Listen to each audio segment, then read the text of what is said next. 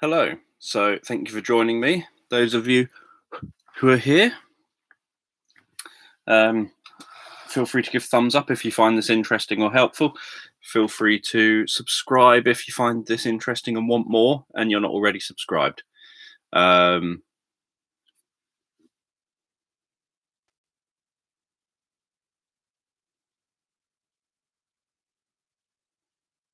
So I'll be reading some more of my Hypnotherapy Revealed book.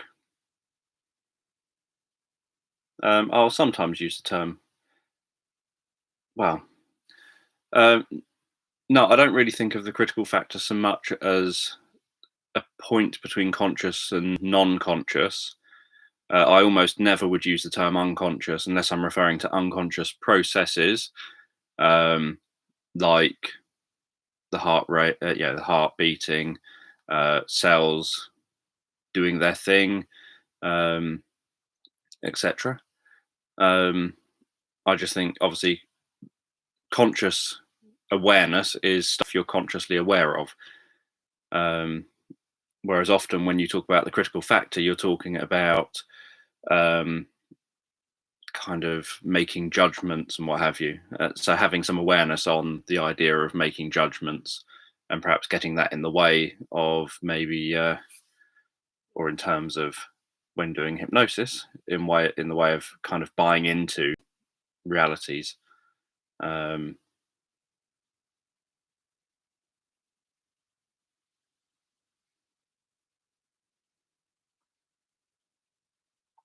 So let me just put my water beside me.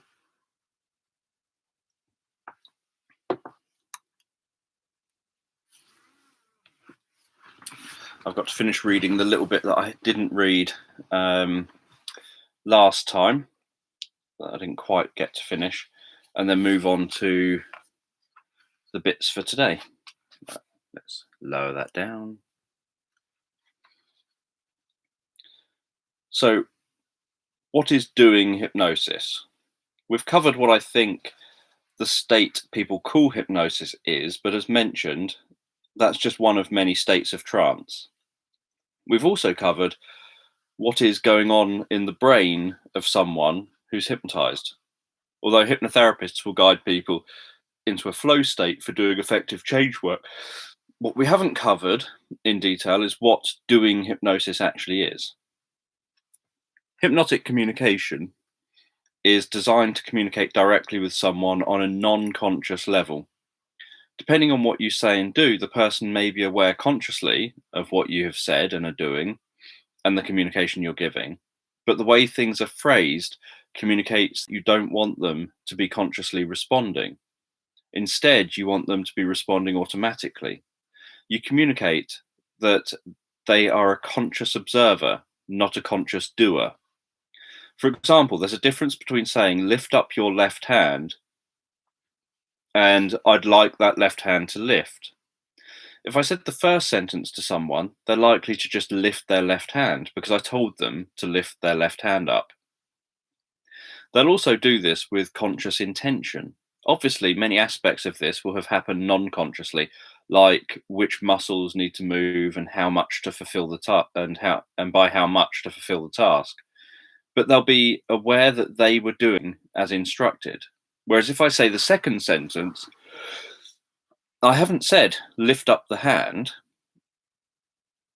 I've spoken in a dissociated way, telling the person as a being that I would like the hand to lift, not telling them to lift their hand. I'm communicating that I want it to happen automatically. And this is how you communicate hypnotically. You communicate largely through implications. Even when you seem to be direct, you do so in a way that carries implications of not wanting the person to consciously do what you're suggesting. Another area of communicating and bypassing the person's conscious involvement is utilizing the way people non-consciously recognize and respond to patterns. For example, you can use storytelling or metaphors, like telling a story about digging a car out of a rut as a way to communicate the pattern of getting out of a rut the person feels they're in at this moment in their life. You can also use patterns within your communication in how you present suggestions or ideas. Later in the book, we'll cover embedded commands and suggestions, which are where you mark out parts of your communication to the client. These are examples of communicating patterns to the client. You may say, so before we begin the hypnosis, I'm curious about what other sorts of things that. Sorry, I don't yawn and then I come in here, start talking, and then start yawning. So before we begin the hypnosis, I'm curious about what sorts of things you find help you relax deeply and comfortably. Quite a nice way to drift into hypnosis is by thinking about a pleasant memory or perhaps a hobby or interest that helps you become absorbed. You know, the kind of thing that makes time seems to fly by.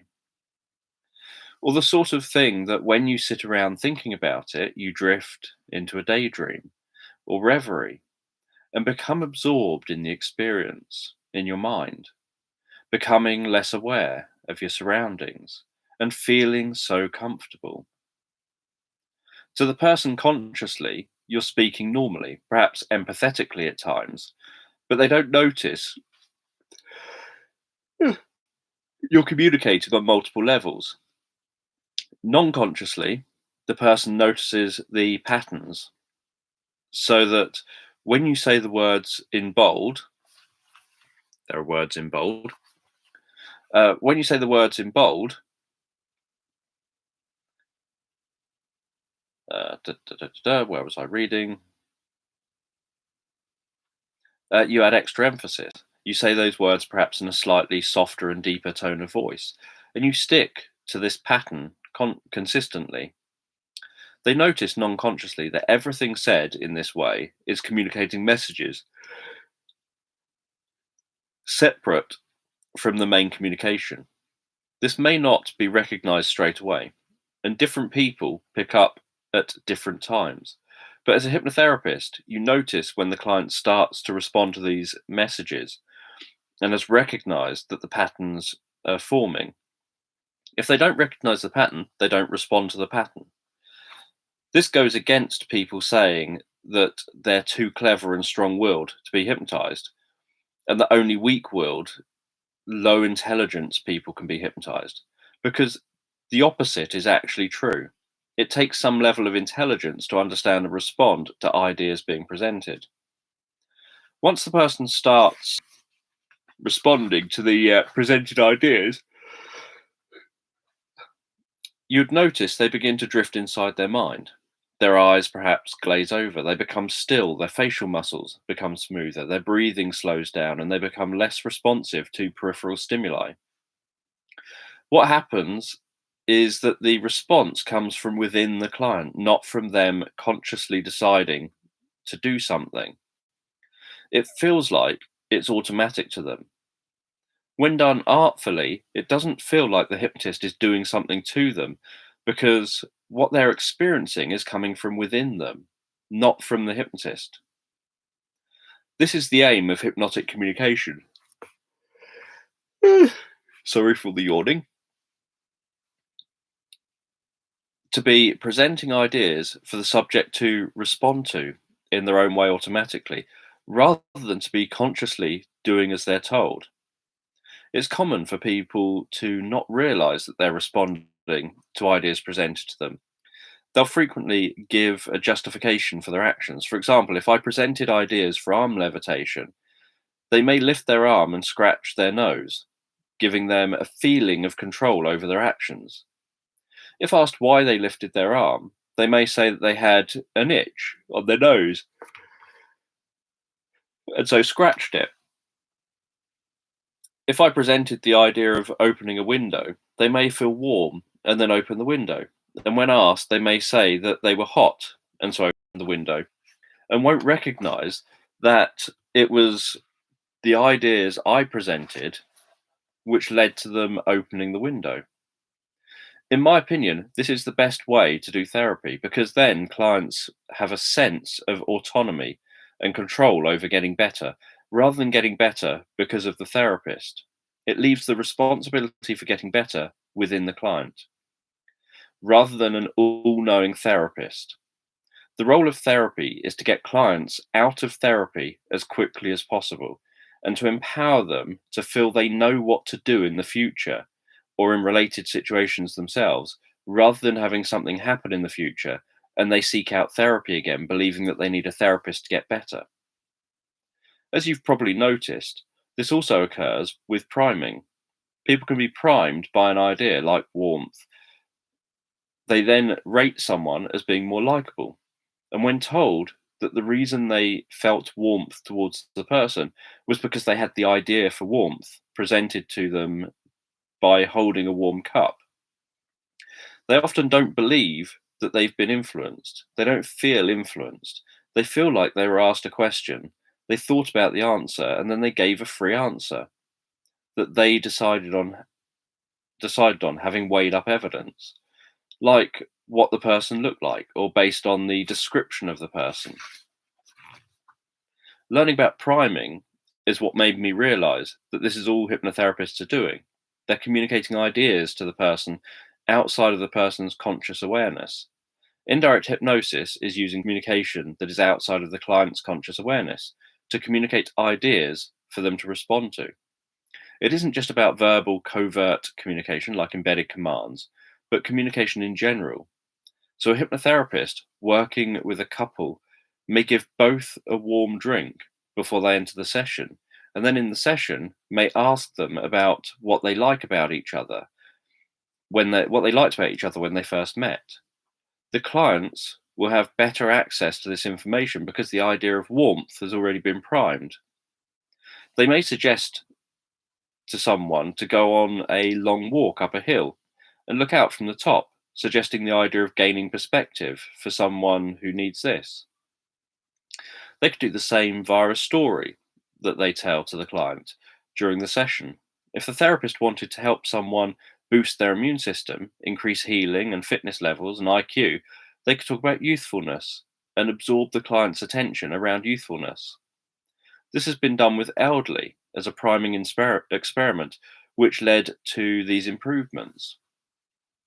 Priming can also be used to increase self-disclosure and improve therapeutic relationships. What I find interesting is that these studies don't talk about being hypnosis studies, yet what is in these studies I would do variations of as hypnosis within sessions to indirectly suggest the idea of comfortably sharing with me and that we can work together therapeutically. I would say there I would say these are studies of doing hypnosis, and yet hypnosis is rarely thought of in terms of priming. Part of what I'm trying to do in this book, and try to do with all of my work, is to show that there is nothing special about hypnosis, that it fits normally within other fields of study, and in what other research and in what others research. For example, in these priming studies, ideas were communicated to people outside of conscious awareness. The communicated ideas stimulated related neurological patterns to those ideas. People then acted automatically to those ideas without consciously deciding to respond. This is what is described as hypnotic responding, where someone responds automatically without consciously deciding to respond a specific way, and the idea has created a reality for them that they're perceiving the world from within. And so the response feels real to them. They don't feel like they've been manipulated or influenced. With priming, it's thought that when people know about the priming, it can make it less effective. I think that what it does isn't so much that it makes the priming less effective, it adds in additional information to respond to.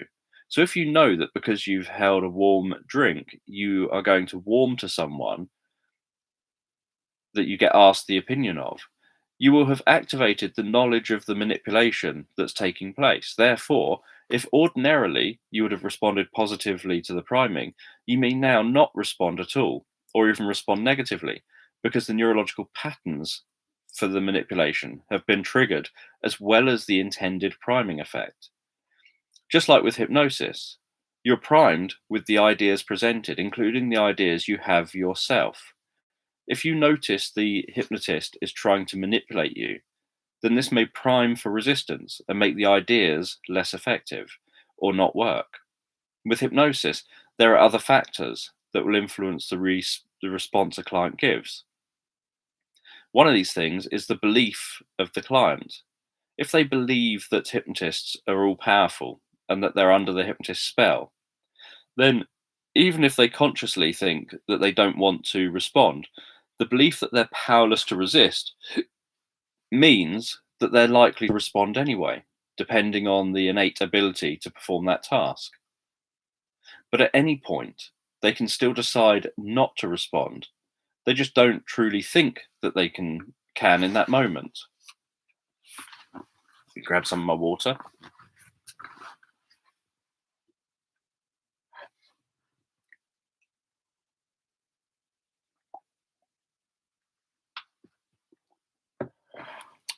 So, let's see.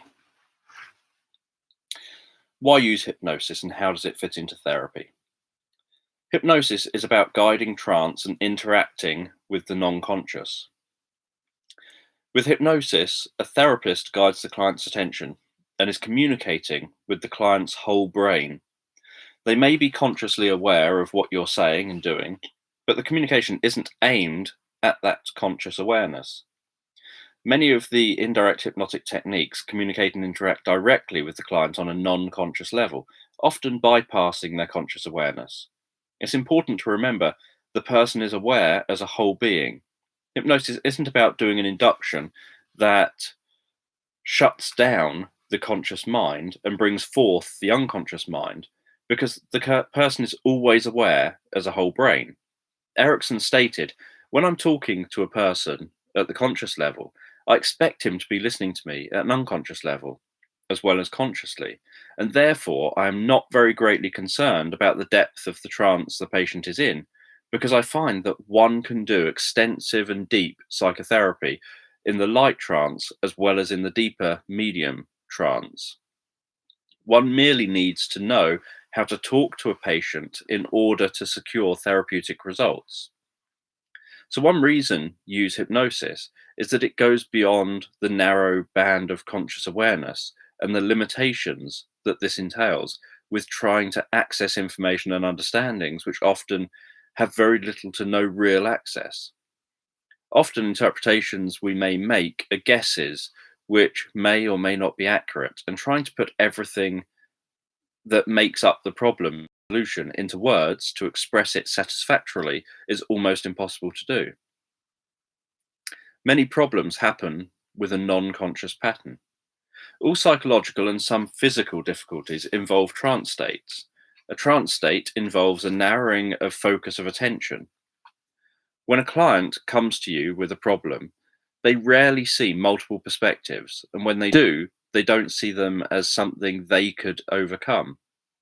All problem patterns involve some level of trance. In a trance, you get a bias of perception. A depressed person may look at really negative reality negatively and past orientated.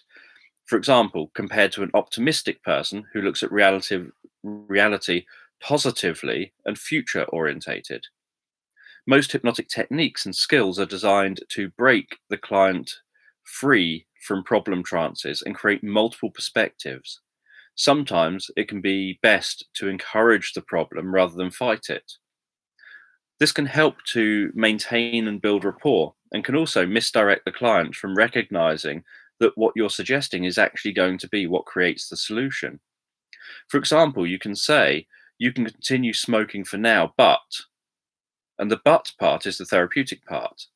The psychiatrist Milton Erickson once told a client they could continue to suck their thumb, but they had to also suck each other finger individually each time they sucked their thumb, making the problem too much of a chore, which led to the person becoming sick of sucking their thumb and each finger, and so wanting to stop the behavior completely. The main reasons for problems are emotional needs not being met, harmful or unrealistic expectations, faulty pattern matching, feeling overwhelmed, worrying, developing a problem behavior pattern, being unable to break out of a trance state. Most problems involve people getting themselves into double binds, damned if you do, damned if you don't situations, or lacking certain skills or abilities, for example, to relax or to build rapport. or finding themselves experiencing splitting or linking. So, splitting is where you don't want to carry out the problem behavior and yet you carry out the problem anyway. This is a trance problem. Your conscious awareness is that you don't want to do something or you want to behave in one way, and yet non consciously, the undesired response is what is activated, leading to the problem behavior occurring, whether you consciously wanted it or not. For example, blushing, perhaps meeting someone where you don't want to blush, but blush anyway.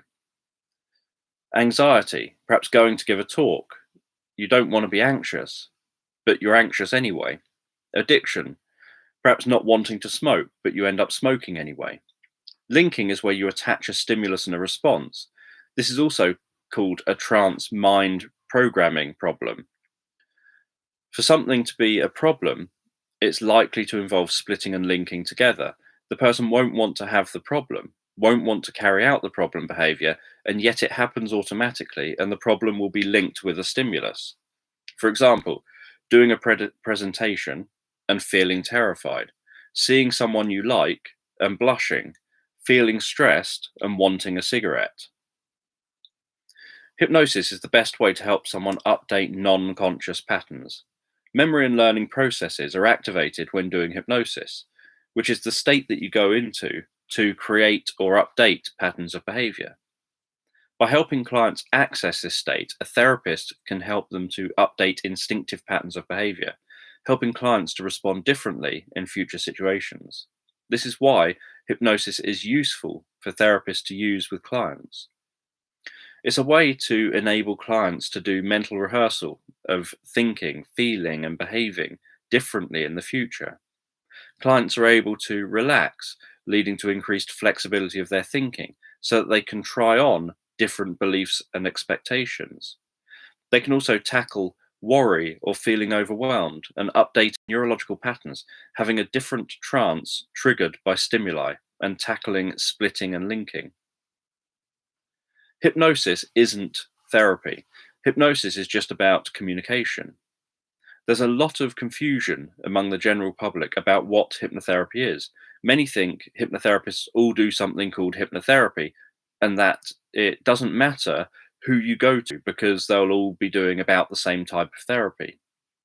Clients will say that they've tried counseling, cognitive behavioral therapy, and other psychotherapies. None of them have worked. So they want to see a hypnotherapist who can reprogram their mind and stop them having their problem. They've this assumption that the hypnotist will use their magic powers to suggest away the problem, when in reality, a legitimate hypnotherapist will be doing the same as any other therapist. They'll just be overtly utilizing hypnosis as part of the work that they do, rather than using hypnosis without realizing it and claiming not to use hypnosis.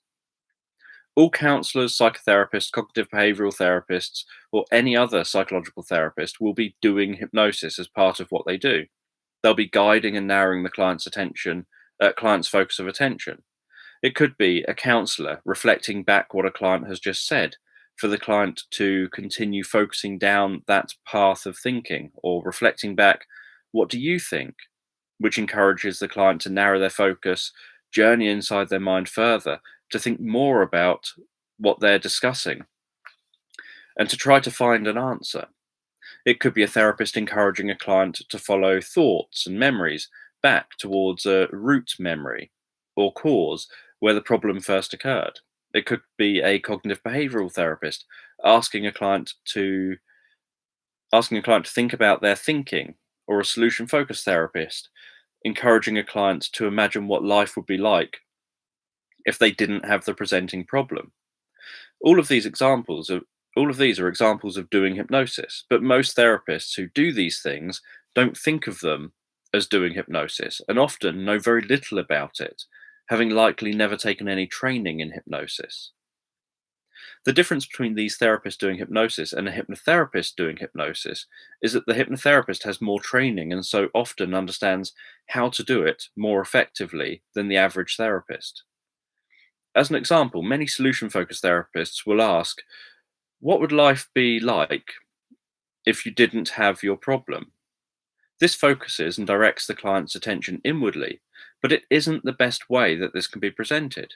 A hypnotherapist would ask, what will life be like when you no longer have that old problem?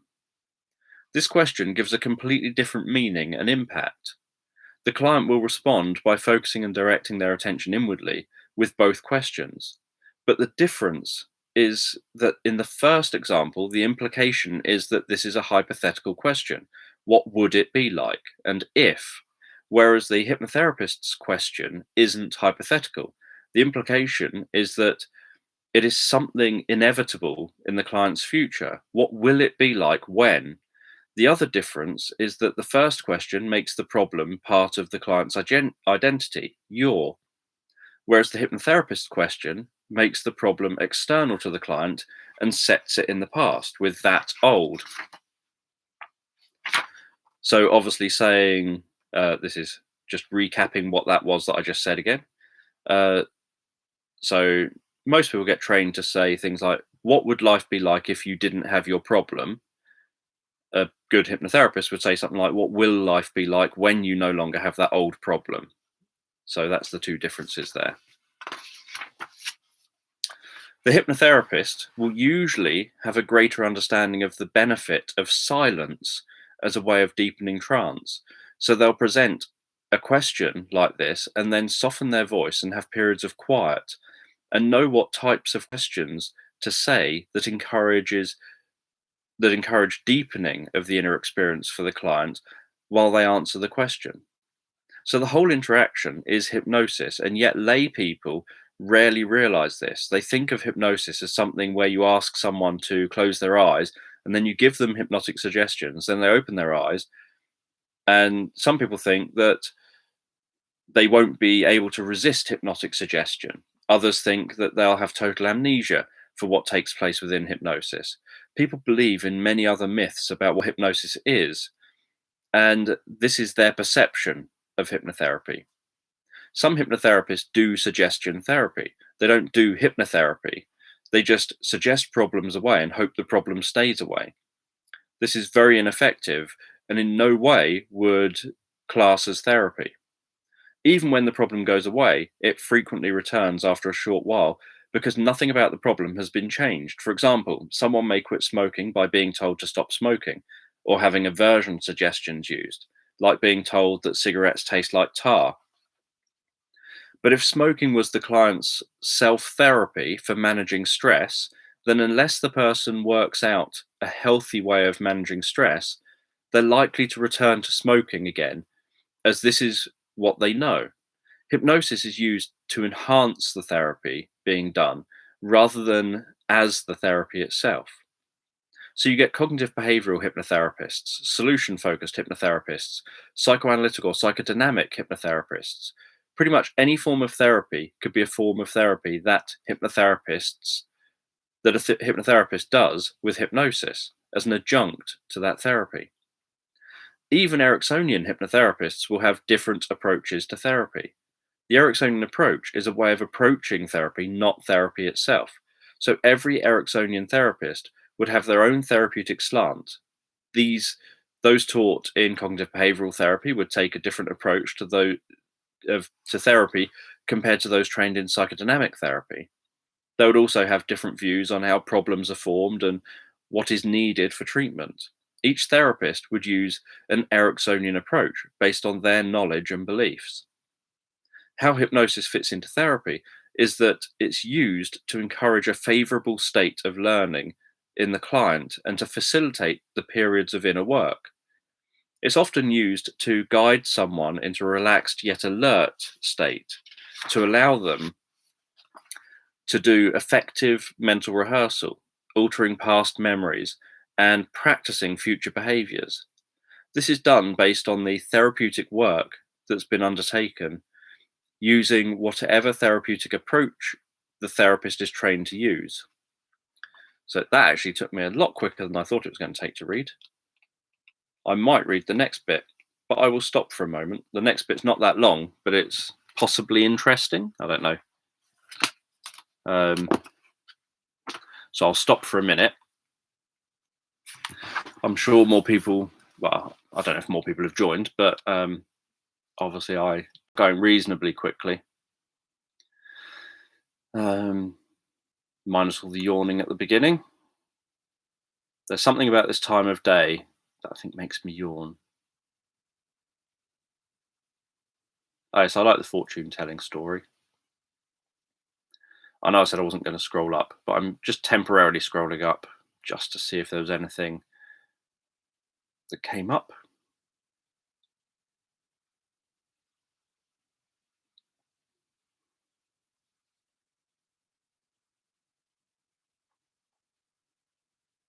You find it heartwarming warming that I get sleepy. It's something about this time of day. I've always been a bit of a night owl type person. So normally this time of day is when I'd rather be kind of settling down a bit more. Um, and then I perk up again as it gets late.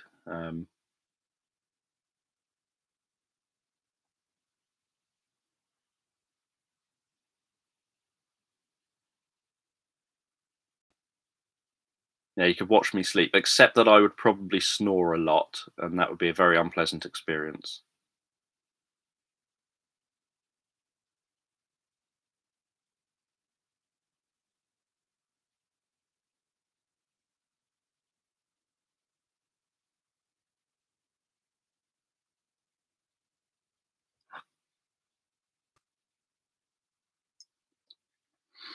Yeah, yesterday I was doing what I could to help to induce a few nose scratches or ear scratches.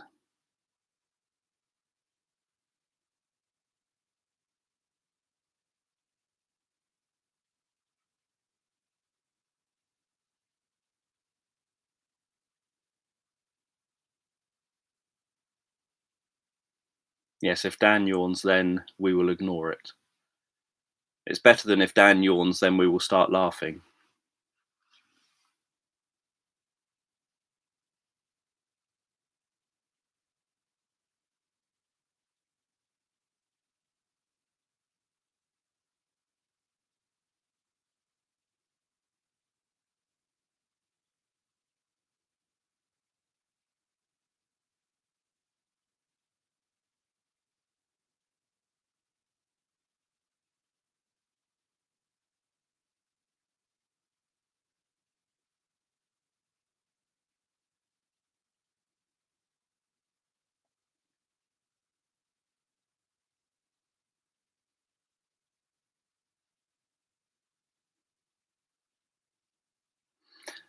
Yeah, what I found so years and years and years ago, something I found interesting.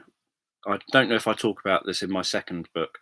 Um, is the fact that Erickson frequently talked about seeding. That was the term he used for kind of sprinkling ideas in there, leaving them to grow so that when you needed to activate them, the person was already um, given the idea to respond to. The term priming wasn't around at that point, and yet Erickson was often obviously talking about priming. Um, he was talking about presenting ideas, like concepts and things like that, like warmth or whatever.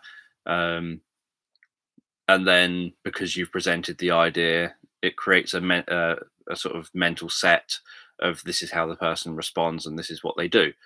Um, so I find it interesting that Erickson was talking about that. He died in 1980, so he was talking about that up until then, and yet priming as something that people know of today has no kind of history tracing back to anything that Milton Erickson did or any of his papers on seeding. Um, it's kind of independent of all that. I think it traces back predominantly to the early 90s. And so I find that quite interesting. And there's lots of bits like that that you end up finding out about, that you realize that people like Milton Erickson, who was just essentially saying, this is my observations, like his natural everyday trance that Erickson would talk about. Erickson would say, there's a natural everyday trance that people go into every 90 minutes to 2 hours. When he was asked, why do you do 2 hour long sessions? He said, so if I do 2 hour long sessions, then the person will naturally go into that everyday trance roughly every 90 minutes to 2 hours. So they'll naturally go into it at some point during the therapy. And as soon as I see them start zoning out and going inside their mind, wherever I am in the therapy, that's where we do the hypnosis. So it could be as soon as they walk in the door, they sit down and they start going into their natural everyday trance. And so that's when he does the hypnosis. Or it could be 90 minutes later. That's when they do that kind of ultradian dip part, as you would nowadays know of it. That's when he would do hypnosis.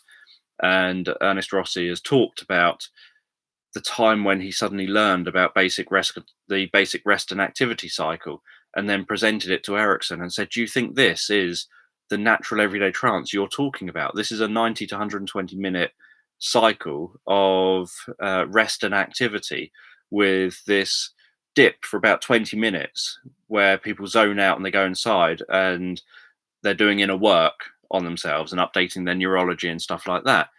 And he said it was like a very moving moment between him and Erickson, where suddenly there's this science taking place elsewhere, nothing to do with anything that Erickson's doing, where they're kind of discovering, where that's discovering what Erickson had noticed from thousands of clients over decades of doing therapy, and just noticing all these people, all these people all day, every day. So not even just in therapy sessions, go into this natural everyday trance, as he would term it. So you learn things like that and think. So some more modern research comes out from a completely different field, and Erickson was kind of noticing these things just because of observation, and then giving it his own term for what he thought was going on.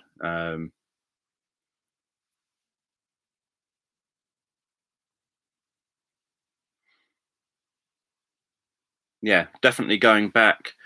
Nowadays, in theory, Erickson would be controversial if he did the same treatments as he was doing, but it wouldn't be because of the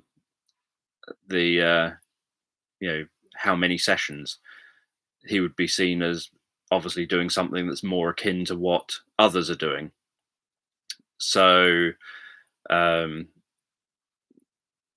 Erickson noticed, like in the 30s or whatever, that if you just said, "Look, what do you want to be different in your life? Okay, how do you achieve that? What has to change for that?" Because obviously, as a medical doctor, he knew the past has already happened. You can't change a single thing about the past. It's only memories now, and memories change every time you recall them. So even they aren't static. And so you would just say, "What do you want to change?" And he found that he could get so much more success by just doing that than digging around for years and years and years trying to find some magic root cause, and then hoping that the awareness of that root cause suddenly magically makes the problem tumble down. So obviously in his time, growing up as a therapist, it was all very controversial. Nowadays, it's more controversial if someone's still out there doing all of the kind of psychoanalytic stuff. They'd probably be very frowned upon.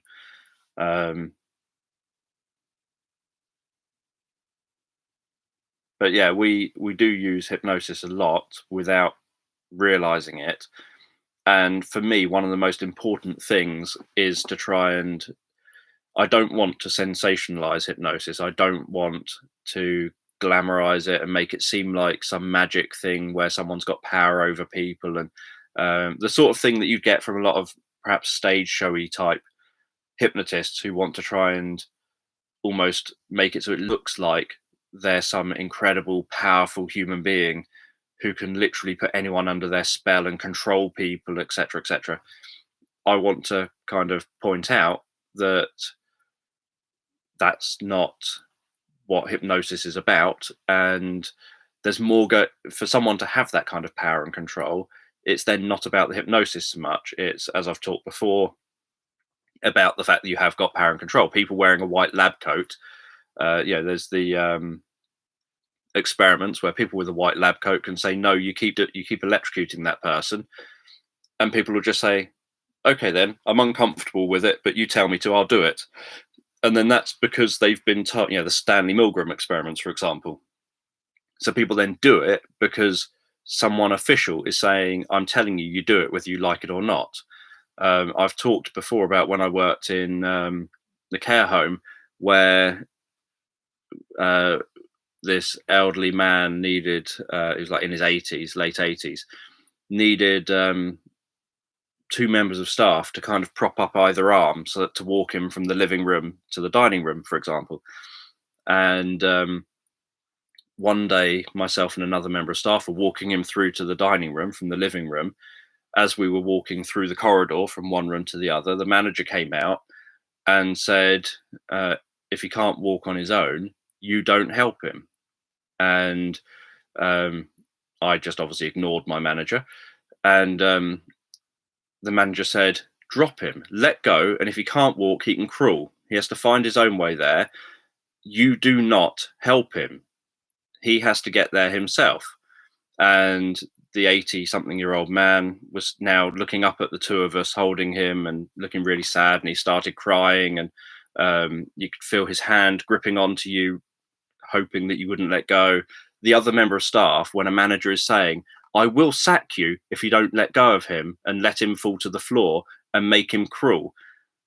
And the other member of staff let go because, as far as they were concerned, their manager is telling them, you do as I tell you. Never mind whether it's ethical, moral, whatever. You do as I tell you because I am your manager and I have power over you. And obviously so you can make people do things against their will because of having power and control over people, which is totally different from, it's not about hypnosis then, it's about other stuff. Obviously with that one, I refused. I'd rather lose my job than do something that I feel is morally incorrect. So I obviously just carried on doing what I was doing. But I see problems obviously as usually the solution. It's the client's solution in many cases.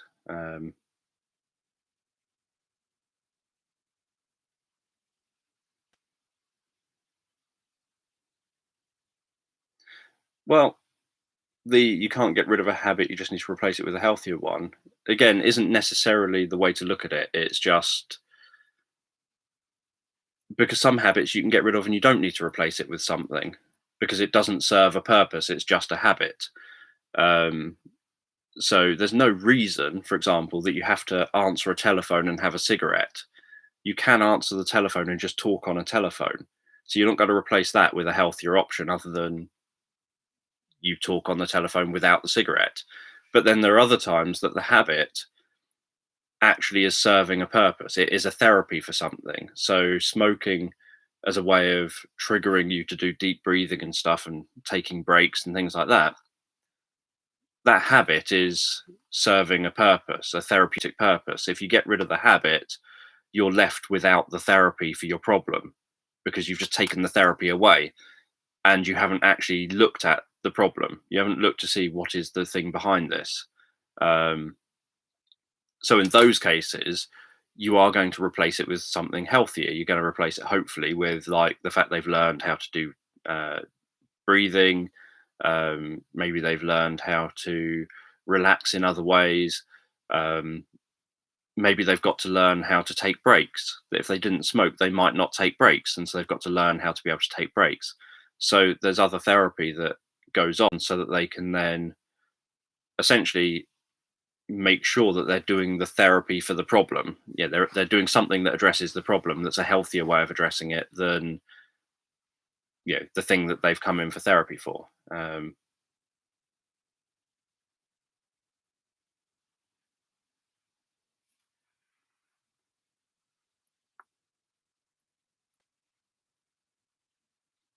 I normally just move towards solving things. I want to know, what is it you want to achieve? How will you know when you've got that? What do you have to change to achieve that? Have you ever achieved this in the past? Because obviously, if you have, let's just see if we can replicate that. And if you have, what made you stop that? So just using smoking as a simple example, if someone said, oh, I quit smoking like 20 years ago, but then I took it up again 10 years ago, and I've been smoking ever since, but this time I can't seem to quit. Well, you want to know how they quit in the first place, because that might be the same. They might be able to quit in exactly the same way, but then you also want to know what made them start again, and whether you can, what they can change, so that if that kind of situation happens again, they don't restart this time round. So they quit because they already know how to quit. They then don't restart because they don't need to. They've got new strategies in place this time round, so they don't need to restart this time round. And then I look at things like, when has the problem happened where you didn't expect it to? When doesn't the problem happen when you do expect it to? So you're looking for exceptions. Um, so I'm more focused on things like the patterns of how to achieve success, and hoping the client is happy to make the changes. Um, I don't normally tell clients, "Oh, what you're doing here or what is happening here is this, this, and this." Um, that rarely crops up in therapy. People aren't normally as interested in these things as I am, in terms of like the knowledge about all the stuff that's going on. They just come in and want to get better. They don't want to be educated about therapy. Um,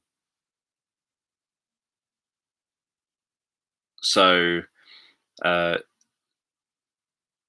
it, obviously you are going to be technically figuring out, as a therapist, you are going to be figuring out the reasons um, behind the splitting and the linking, because it's going to be about the therapy. It's going to be some something is happening. So someone who's nervous. But what you're finding out is the pattern. You're not finding out necessarily like the content.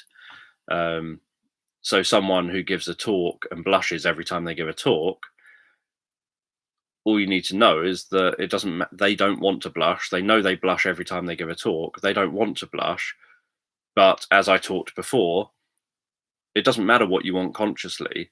If something has started non-consciously already, that takes precedent over what you're consciously trying to do. So you can try and keep control of yourself. So you can try and keep yourself calm and relaxed, and you can put strategies in place and all the rest of it.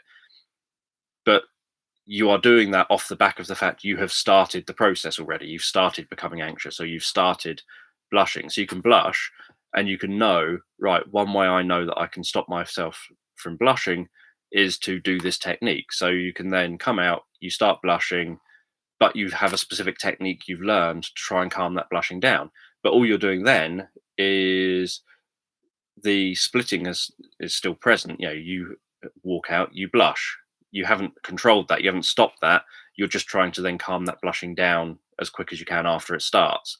Um, so where it comes to the figuring out the reason would be, well, what is the stimulus? So that stimulus is causing this response. The reason for why they don't have control over it is obviously because it's an automatic response to the stimulus. It's not, they're not consciously choosing, thinking, I'm going to walk out there and I'm going to blush.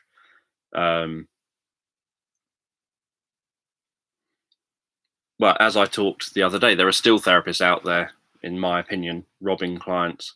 I talked about when I set up as a hypnotherapist and approached every single hypnotherapist in my local area and NLP practitioner and said, how did you get started? How do you get clients? What's it like being a hypnotherapist, etc.? Every single one of them just essentially said, get yourself a bunch of clients and keep them all for like a year or so per client. They'll normally start dropping off after a year or so. So keep them all for about a year or so. And you just need like a new client every month or so, or every couple of months, to replace the ones who drop off once a year. And you see them weekly. So perhaps 48 times a year or something. So you see them weekly, and that's how you do therapy. And to me, that was, in my opinion, that you're doing bad therapy, because the job of a therapist should be to try and make it so you never have to see this person again. The job of a therapist shouldn't be to make it so you see them next week.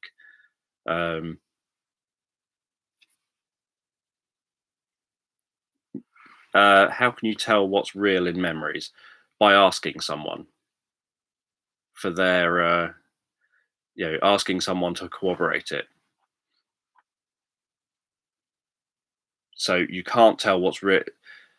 Your memories are, we have very, very bad um, kind of accuracy when it comes to memories. Um, and the memory changes in various ways based on how you recall it, what state you're in when you recall it, what kind of things you're focusing on when you recall it, whether you recall it, for example, with someone else, maybe they mention some words or ask some questions or whatever. Um, so, generally, the only way to be able to tell whether your memory is accurate is to get it verified by external people, people who were also present at whatever it is you're trying to verify, um, and having them say, yes, this is true, yes, that happened, no, that isn't correct. There's no guarantee that they're correct either, though. Um, so that's not even 100% kind of accurate. But if someone independently said, I will tell you what happened based on my views, because as soon as you start sharing your views with them, like, did this happen? I had this memory of something when I was 15. Did this happen? And then you tell them, and now they start, because you're telling them, recalling that memory.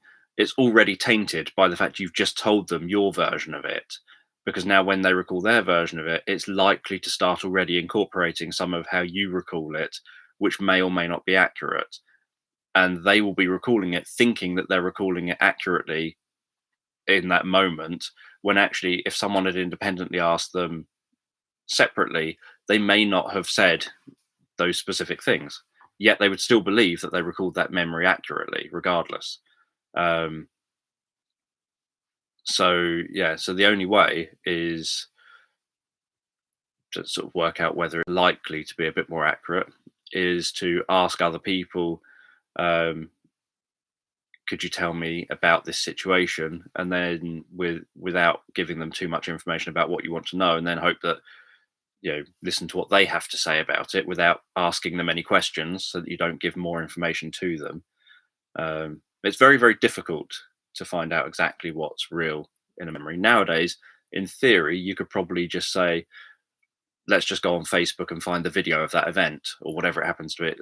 Obviously, not everything's going to be on Facebook, but you know what I mean. That nowadays there's a lot of video footage of events that you could then refer to and then watch the actual video that was on camera, to know what happened. But just based off recall, that's why witness testimony is such a bad thing in court and is given so little credence generally, especially scientifically. Um,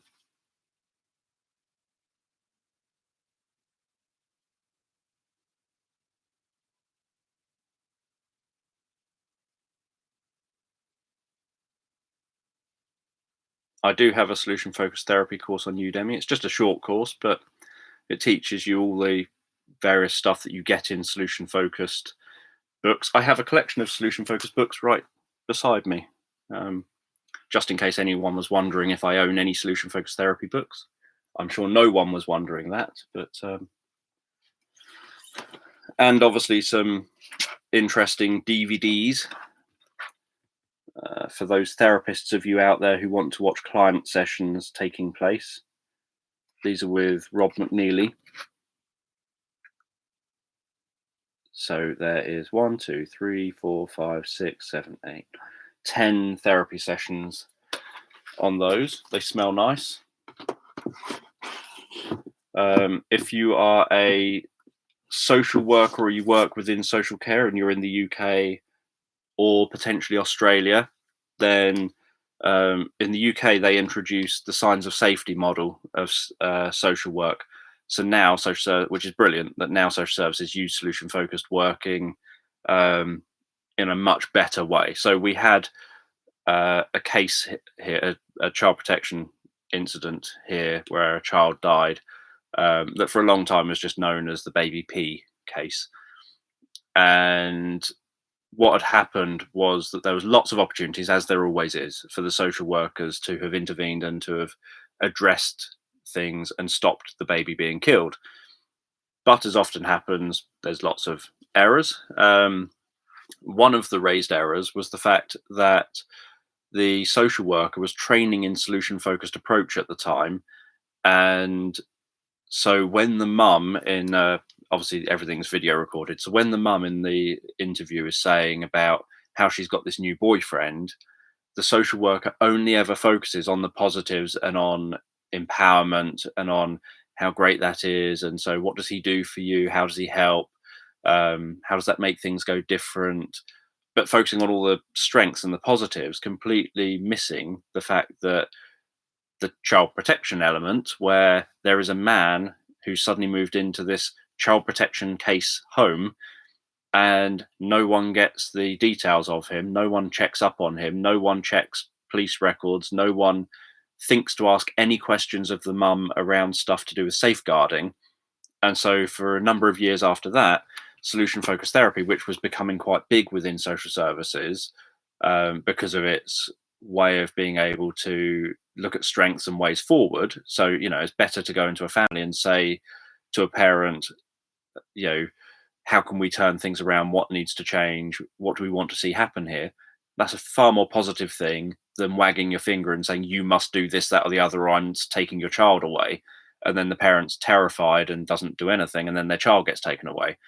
But with this case happening and solution focused therapy getting such a big focus of attention on it, everyone steered away from it. And then out of Australia came the signs of safety approach, which I was very happy to suddenly end up being told I was going to have to attend the training courses for that.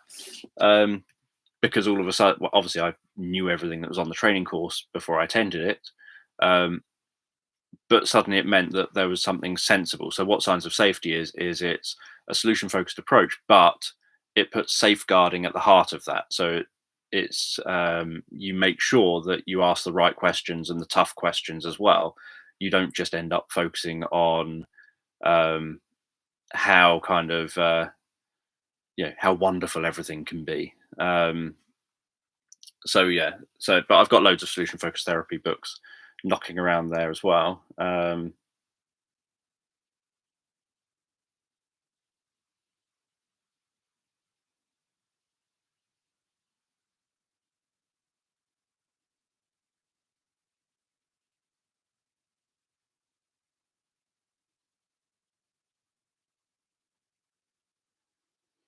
So you give him a reason to think about why and how he stopped smoking or doing the behavior.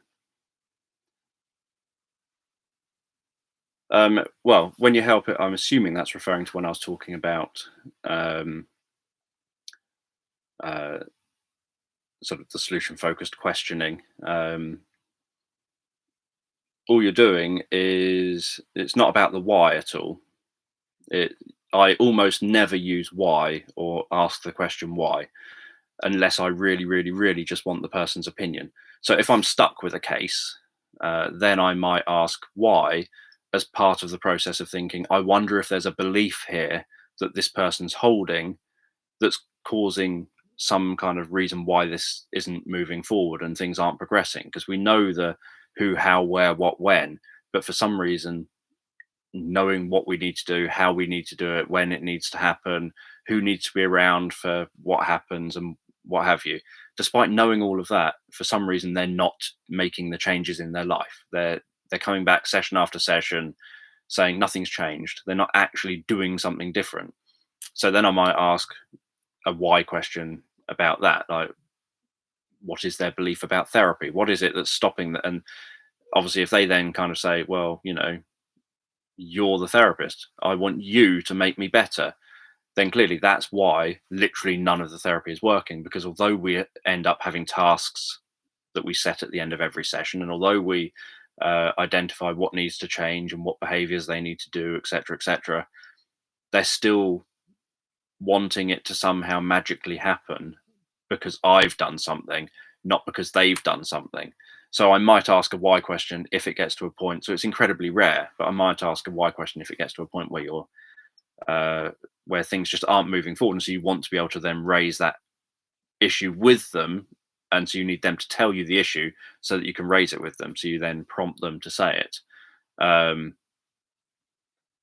but what you're doing is in relation to working out the patterns. You're trying to think, oh, so you quit smoking 20 years ago. What happened? What happened to make you quit? What process did you use? Did you go to a hypnotherapist? Did you stop off on your own? Did you just like go cold turkey?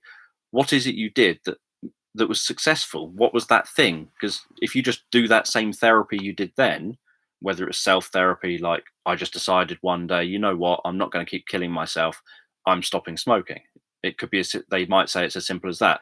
They just had that thought, I'm not going to keep killing myself, I'm stopping smoking. So it could be, okay, so we just need to recreate that and recreate that level of certainty and that level of motivation and empowerment and that kind of strong feeling towards that idea. So then that's what you do. You do a bit like if you're hypnotizing someone. You could say, "Have you ever been hypnotized before?" And they say yes, and say, "What was the experience like?" "Oh, I loved it. It was brilliant. It was so successful." Um, was it to treat something? Yeah, yeah, it was to treat whatever the problem is. Um, and did it work? Yeah, yeah, it worked brilliantly at treating that. So now you know this person has been hypnotized before, so you can now find out, well, what was the induction this person did? What was the approach they did? Do you remember? Just talk me through going into those sessions. And you're putting them in a state of mind for having success with the therapy because that's what they had then. And they're essentially just going to re-hypnotize themselves by following along to whatever it is this previous hypnotist had done so well, rather than you coming along and doing an induction that doesn't match at all with what this person did before, that then doesn't resonate with the client, that then means that they don't have the same response that they would like to have had. And maybe they leave thinking, well, that's not really hypnosis. That's not what I had before. So say someone came to me and I started being indirect, and yet this person who did it before literally just took their hand and said, sleep, and clicked their finger, pulling on their hand or something. And it worked so incredibly for them and they found it such a brilliant experience. And then I'm there saying, okay, take a moment to close your eyes and just begin to relax. And as you begin to relax, I'm just going to tell a story in the background. And they're thinking, what are you talking about? The last hypnotist did proper hypnosis. They yanked on my arm and said, sleep. And I was out like a light. And you're telling stories. So, you find that out from the person and do what the other person did.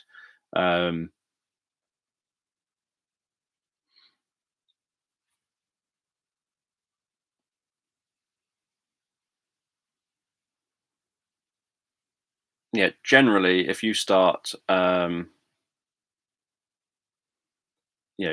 your interpretations on things, for a start, your interpretations are just a why. Again, your interpretations are just an interpretation. It doesn't mean your interpretations are right, even if they seem like logically they probably could be. But also, if the client has perhaps had 3 or 4 different therapists tell them different interpretations, how does the client buy into which one of those people's interpretations was the right interpretation? And if all the others didn't work out, hence them being with you as like the 4th or 5th or 6th therapist along, why should they believe your interpretations when every other person was wrong? So, really, it's better just to focus on doing therapy. I often say if I ask someone in therapy, so what would you like to get out of therapy? And they say, I just want to know why I do this problem. Like, do you want to know why you do the problem, or would you like to stop having the problem? Because they're 2 different things. They involve 2 different forms of questioning. And I could help you to identify why you've got this problem. But there's a very good chance that in months and months' time, when we've worked out why you might, where we're relatively confident that might be why you have the problem, you'll still have the problem, but you will have paid me a lot of money to find out why you've got the problem you've still got. Would you prefer that, or would you like to look at how we can move forward, get rid of the problem? And if you really want to pay me to find out why you had the problem retrospectively, you can then carry on seeing me and paying me, knowing that you're not going to get any better because you've already done the therapy. It's now just about curiosity, about, because obviously you can be curious. You can be thinking, I'd love to know why I think about this in that way, or why I have a tendency to do that. So there is a level of, some people might just be curious to know why, but you want to know why ideally after you've had the treatment, not before the treatment. You don't want to then think, well, now I know why I'm messed up, but I'm still messed up, and now maybe I can move on to now having the therapy. I'd rather have do the therapy first. That's what people would pay the therapist for. Um, and if you want an exploratory thing, then if the therapist is happy to, you know, waste their time and your time on just looking, just exploring it, then obviously spend the money on it.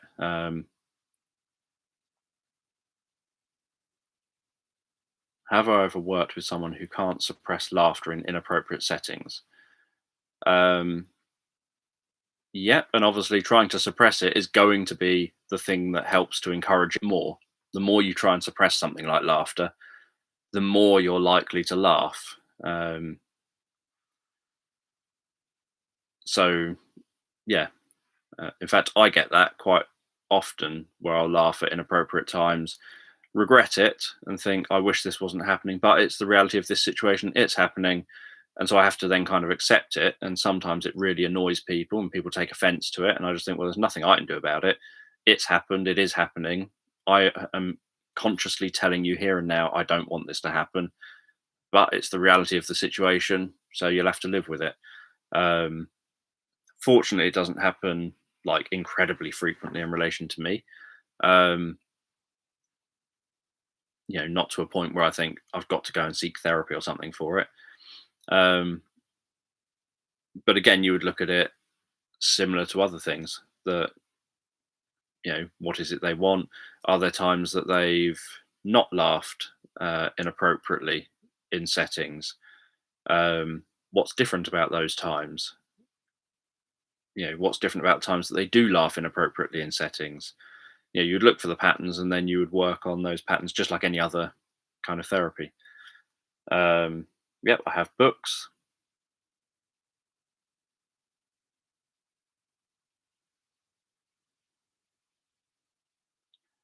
Yeah, just displaying the dismembered bodies of trees around me.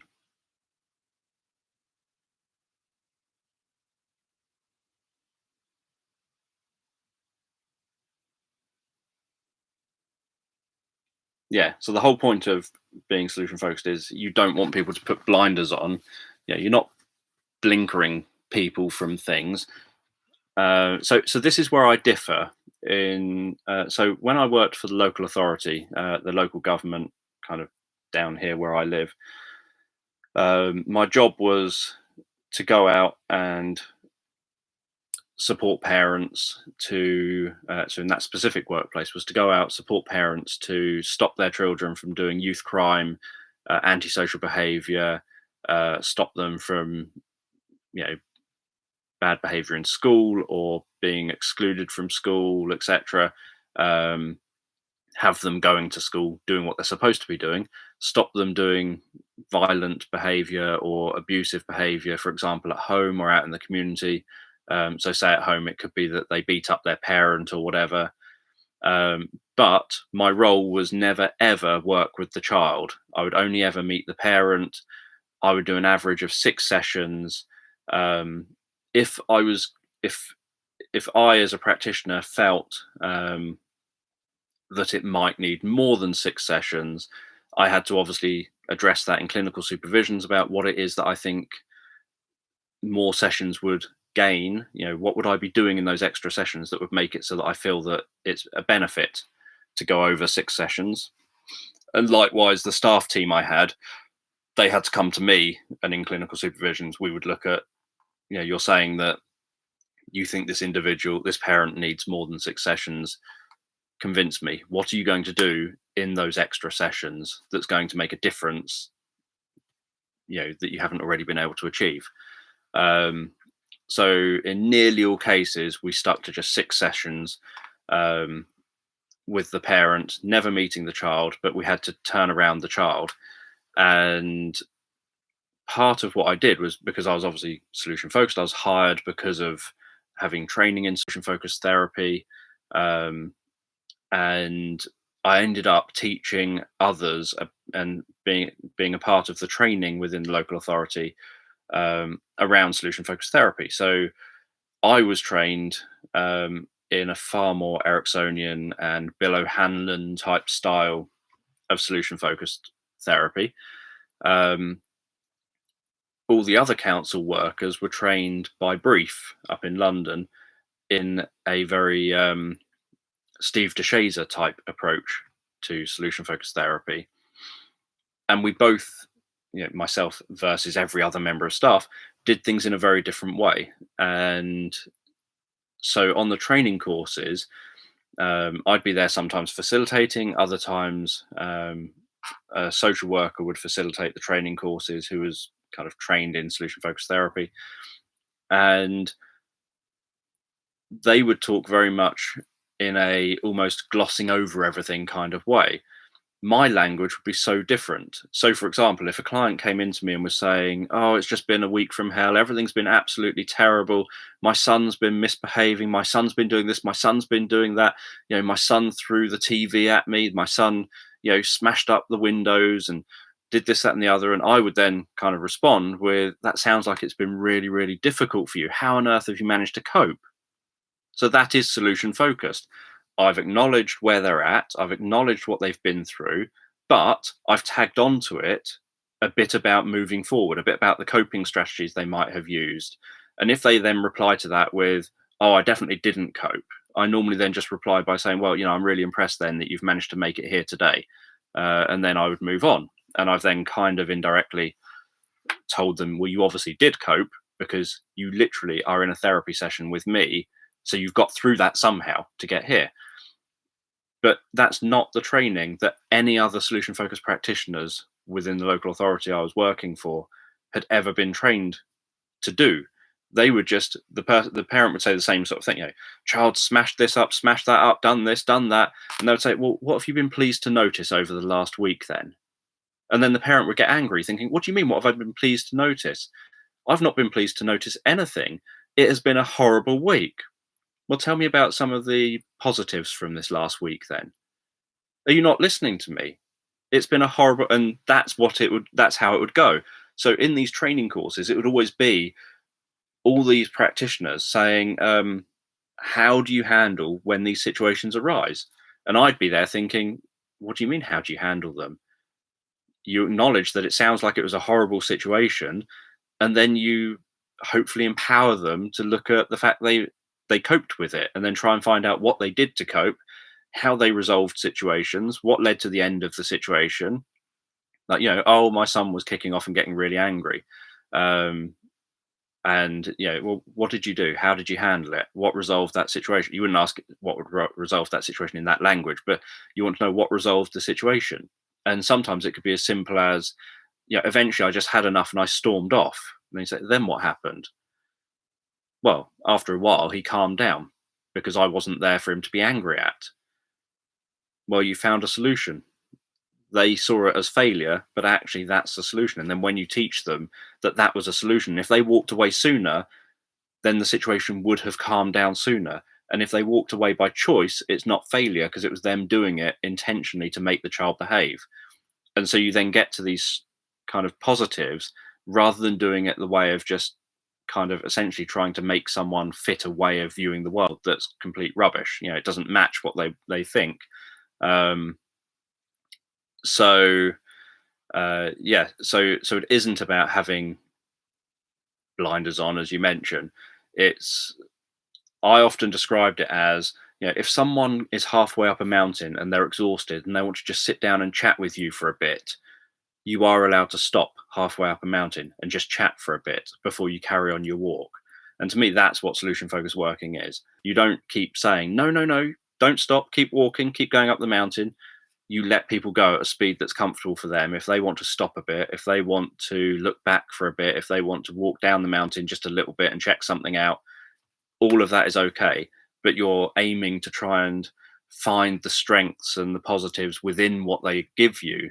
So when I used to teach various parenting courses, one comment that would often come up is parents would end up saying a few weeks in, how surprised they were that they could be complaining like crazy about how horrible their week has been, and yet I would fill a board with all the positives they've told me, and they only saw it as negatives, and yet they couldn't deny a single one of the positives written on the board because they used the words I've written down.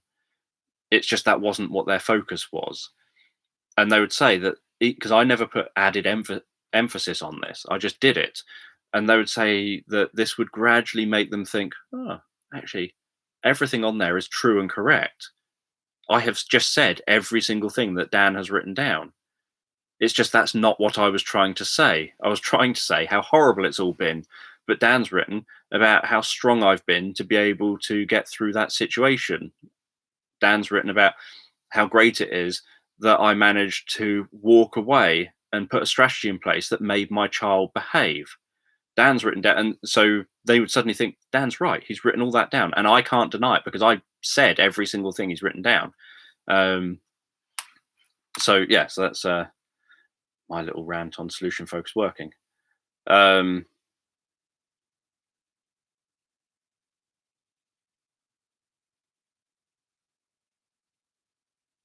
Hello to those of you who've joined in.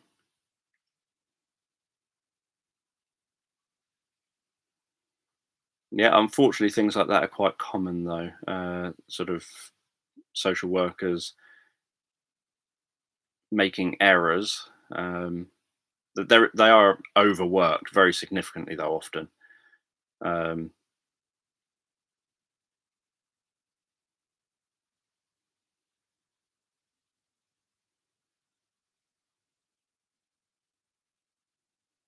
If a client falls asleep during hypnosis, then whatever you say while they're asleep won't go in and they won't be responding to it.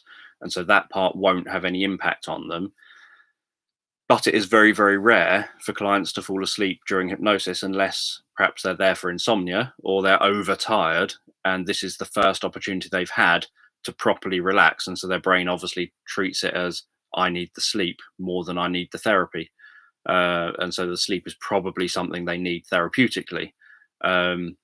You can do little tricks, obviously, if someone has fallen asleep to still utilize that. So you can do things like, as soon as they start opening their eyes, you can talk about how they appear to go so deep that all that work, has been going on this deep level. And you're curious about hearing all the changes that they make. And you essentially do all the hypnotic therapy bit in that moment while they're still a bit dazed as they just come around.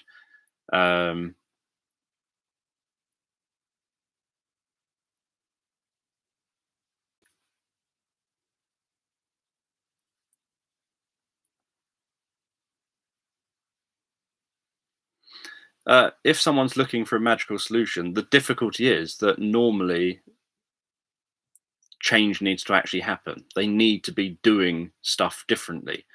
So just, telling someone that somehow magically everything's going to get better, but then they literally go back home, say they wanted to lose weight, and they want you to somehow magically make them lose weight, but they go home, and because they think it should be based on nothing I do, but entirely based on what the therapist does.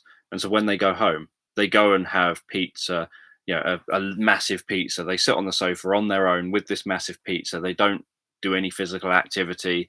They just sit there, scoff the pizza, saying, I'm going to keep doing this behavior until the therapy kicks in, because, until this person's magic suddenly takes hold. And if they do get any feelings like wanting to exercise, perhaps because of stuff you've done, say hypnotically, where you're trying to encourage them to exercise and you're trying to almost do the magic, you know that they're not wanting to follow along, but as any hypnotherapist would do, even if you know they're not trying to follow along, you're still going to do everything in your power to try and create change, even though you know that you're essentially battling this person who's going to fight against it. And I've had that with people. I had a smoker who said, I was sick lots and lots of times, but I managed to keep smoking. So your therapy didn't work. And obviously my thinking was, well, that sounds a bit stupid. You literally were sick multiple times because you kept on trying to smoke. Because they'd said that was someone who essentially wanted me to perform magic, and so I tried to kind of do stuff that would encourage them to stop smoking and do some aversion stuff mixed in there, and um, but ultimately they wanted to. They believed that if I was truly kind of magical hypnotist, then there should be nothing they could do to prevent that from working. They should be powerless from stopping it. So the same with like weight loss. You can do things that maybe are encouraging them perhaps to hopefully want to exercise and eat healthier or whatever. But if they think, no, if it's magic, if it works, I should be able to eat the diet I want to eat and lose the weight. So that's the kind of thing you'd end up getting. Like, I should be able to eat as many pizzas as I want and do no exercise, and I should be able to lose weight. And unless they change their behavior, they're not going to lose that weight. There are certain things you can do. You can increase the metabolism a bit using hypnosis. Um, whether it's healthy to increase the metabolism long term, I would question. But you can increase them. So obviously, if someone had a slower metabolism and maybe you knew medically that they had a slow metabolism compared to what they should have, then that would be a different story. But if they've got like a normal metabolism like everyone else, but are overeating and they want to actually speed up their metabolism to counteract their overeating, the chances of being able to speed it up enough and have that healthy long term, I imagine, would be unlikely. Um,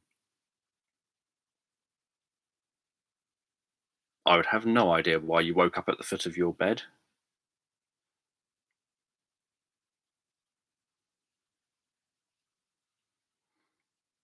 Um, or what sleep story you're talking about.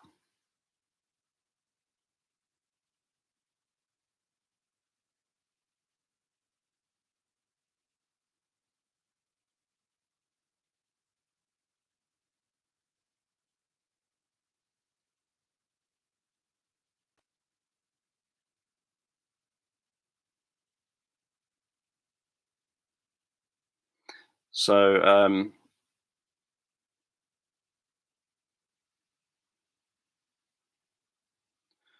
therapist big on self-soothing. Um, I'm not big on anything particularly. It's about what is right for this specific client. So if a client says, I do this self soothing technique and it helps me, well, if it's not causing anyone any harm and it helps you, then why not do it? Um, I know, for example, people that use havening and find that helps. And obviously, Paul McKenna has done some research on that. Um, so that's kind of a self soothing type of thing. But for me, it's a case of everything's client led. That's the most important thing in anything I do, is always that it's got to be client led. It's got to be that I'm responding to the client, not imposing something upon the client that I think is the right thing for them. Um, can't sleep because the stories are too calm. Yeah, I'm unlikely to do any kind of a horror story. There are a number of other creators that do horror stories, but my stories are all designed to be therapeutic, to help with anxiety, to help with worry, to help with stress.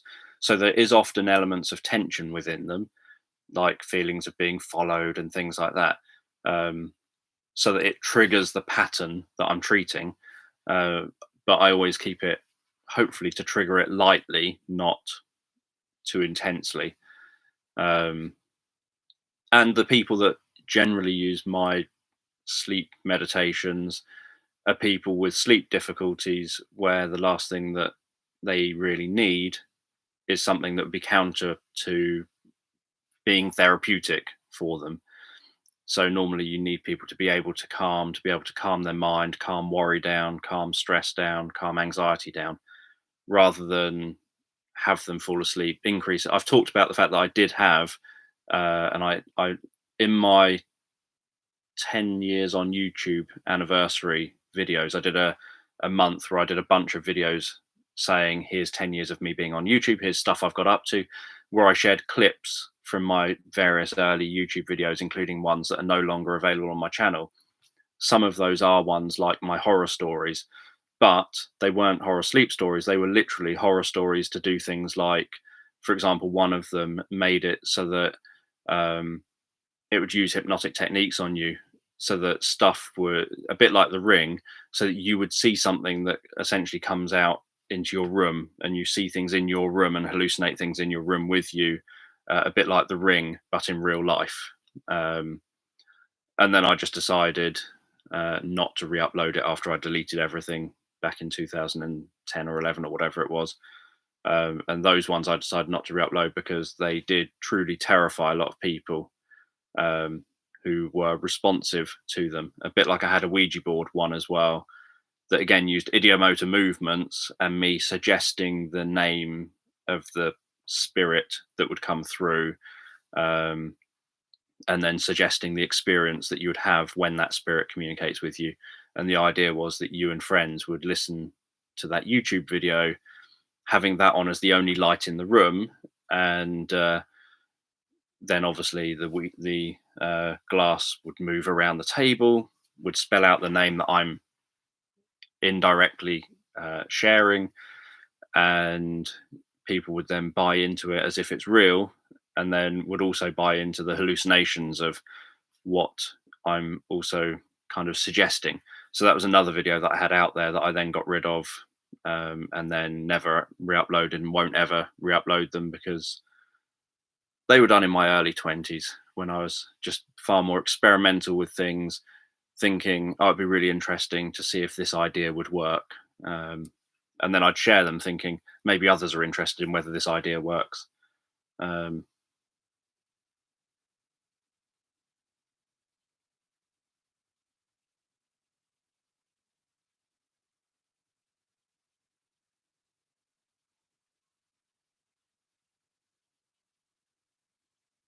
I also have the Hypnotic Assassin, but that's not a horror though. That's just a bit graphic at times.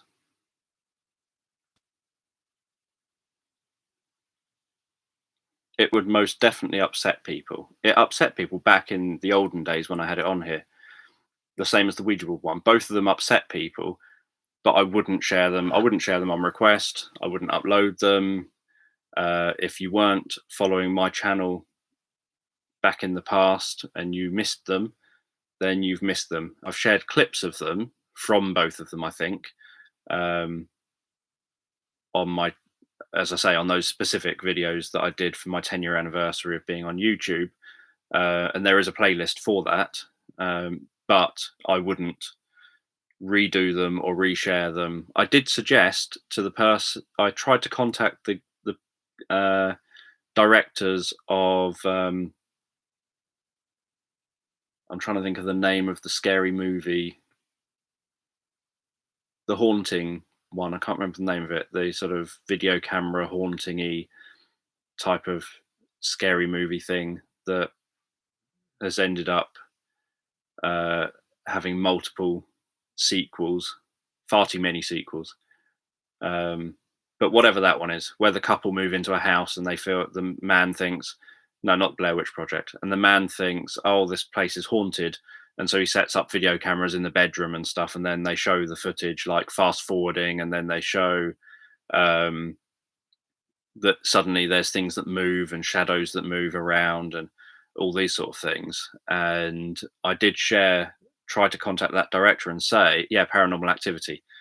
I tried to contact the director and say, you do realize that you can actually make it so that things that you say and do on the screen can have real impact on the viewer. You can use hypnotic language and stuff to indirectly suggest to the viewer to actually have the experience you're describing on screen and demonstrating on screen happen in the room with the people watching.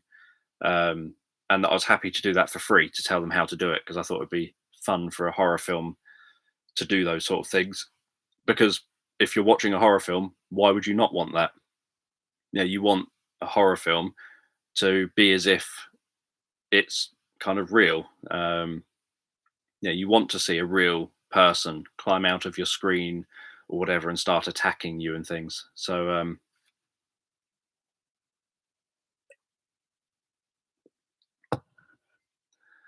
you probably can't access it. Over the years, I've created hundreds of audios, some of which I've still got access to. Others, they're on drives and CDs and DVDs dotted all around the place, some in boxes that have not seen the light of day for years. But I know that Uncommon Knowledge, for example, they've got a confidence for hypnotherapists track that they offer. So I'd probably go and use that one. As it's a reasonably short chapter, or at least it's shorter than the last chapter, and the last chapter I got through quicker, I'm going to read the history of hypnosis and then I'll end. I might take some questions, but I'll largely then end. And then that takes us to facilitating hypnosis. So essentially how to do hypnotic inductions as the next one to then talk about. So that's a nice place to start. The next one would be a session on talking about how to do the hypnosis that we've talked about. In theory, you already know how to do hypnosis based on the information I've given, but I'm just a bit more explicit about it then. So therapeutic hypnosis, as I would define it, focusing and absorbing attention, guiding someone into a state where they have greater access to their own non-conscious potential and processes, in some form or another, has been around for thousands of years. Hypnosis is a natural phenomena that's fundamental part of being. For much of human history, people sat around telling stories as a way of conveying information and learning.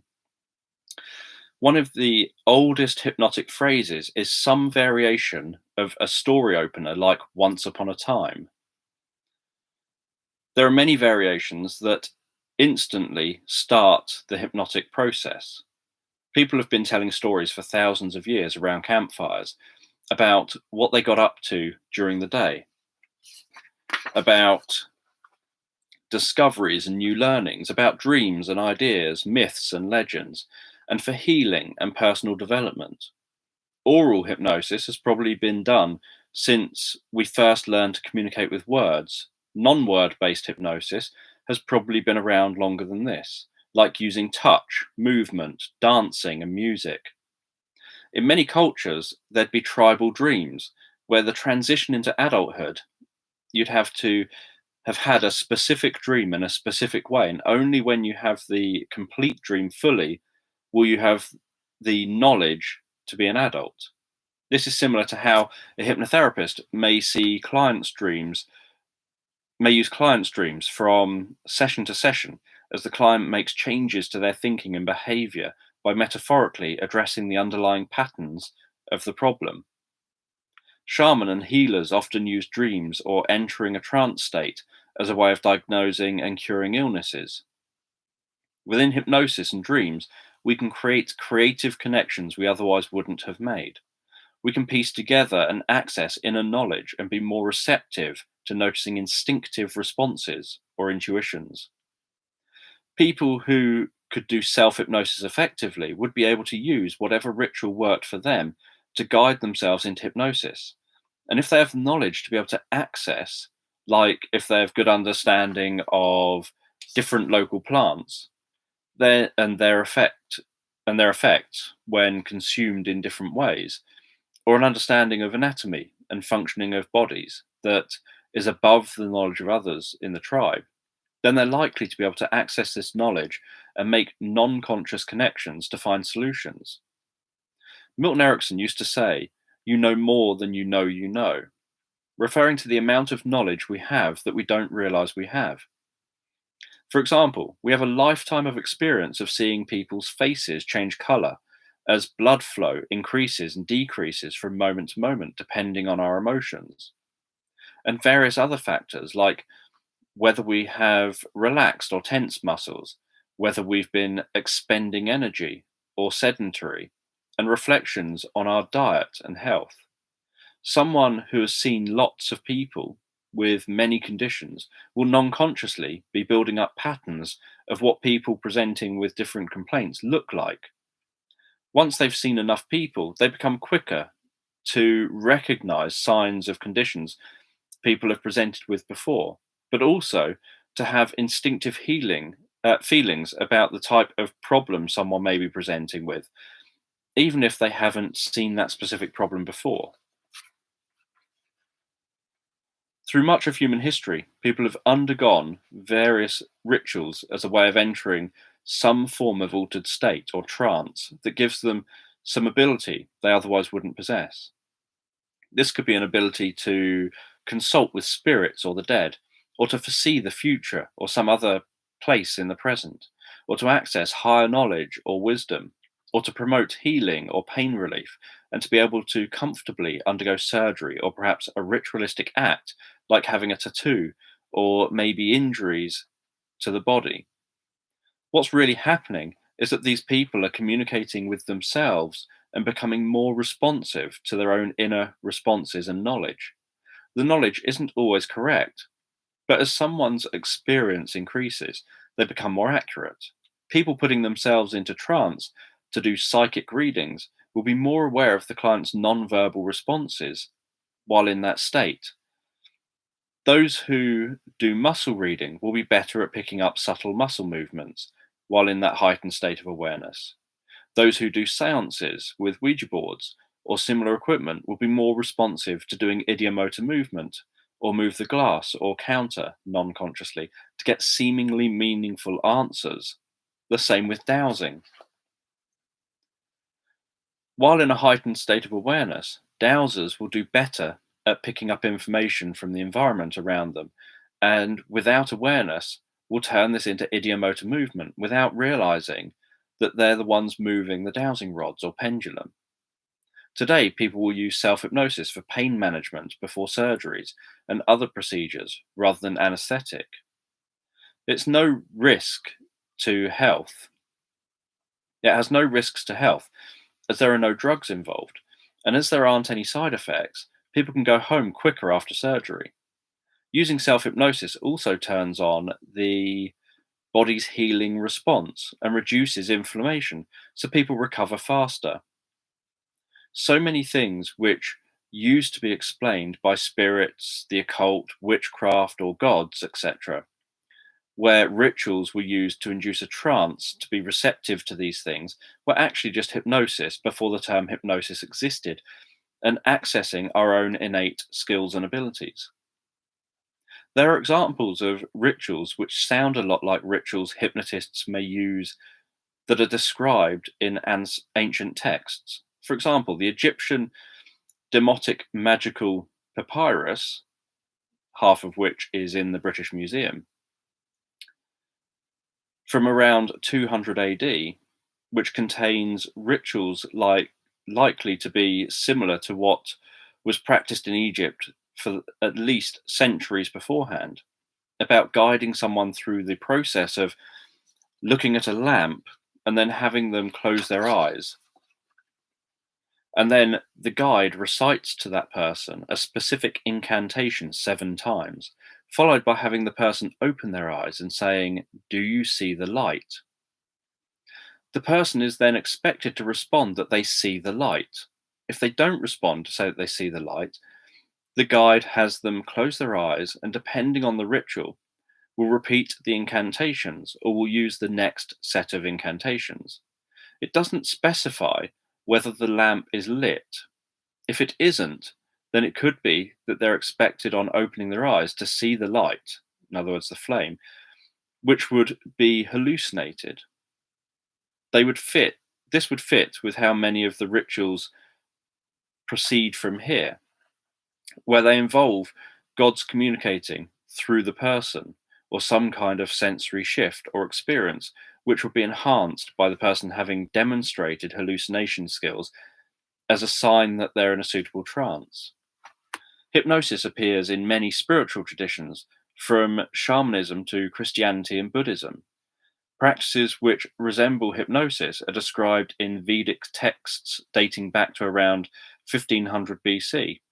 Prior to this, they would have been conveyed orally. Mantras are chanted with specific rhythms and styles, creating sacred sounds which guide the person into trance, where they can pass through lower states of consciousness towards enlightenment. Within the Bible, many events read like those writing it understood hypnosis.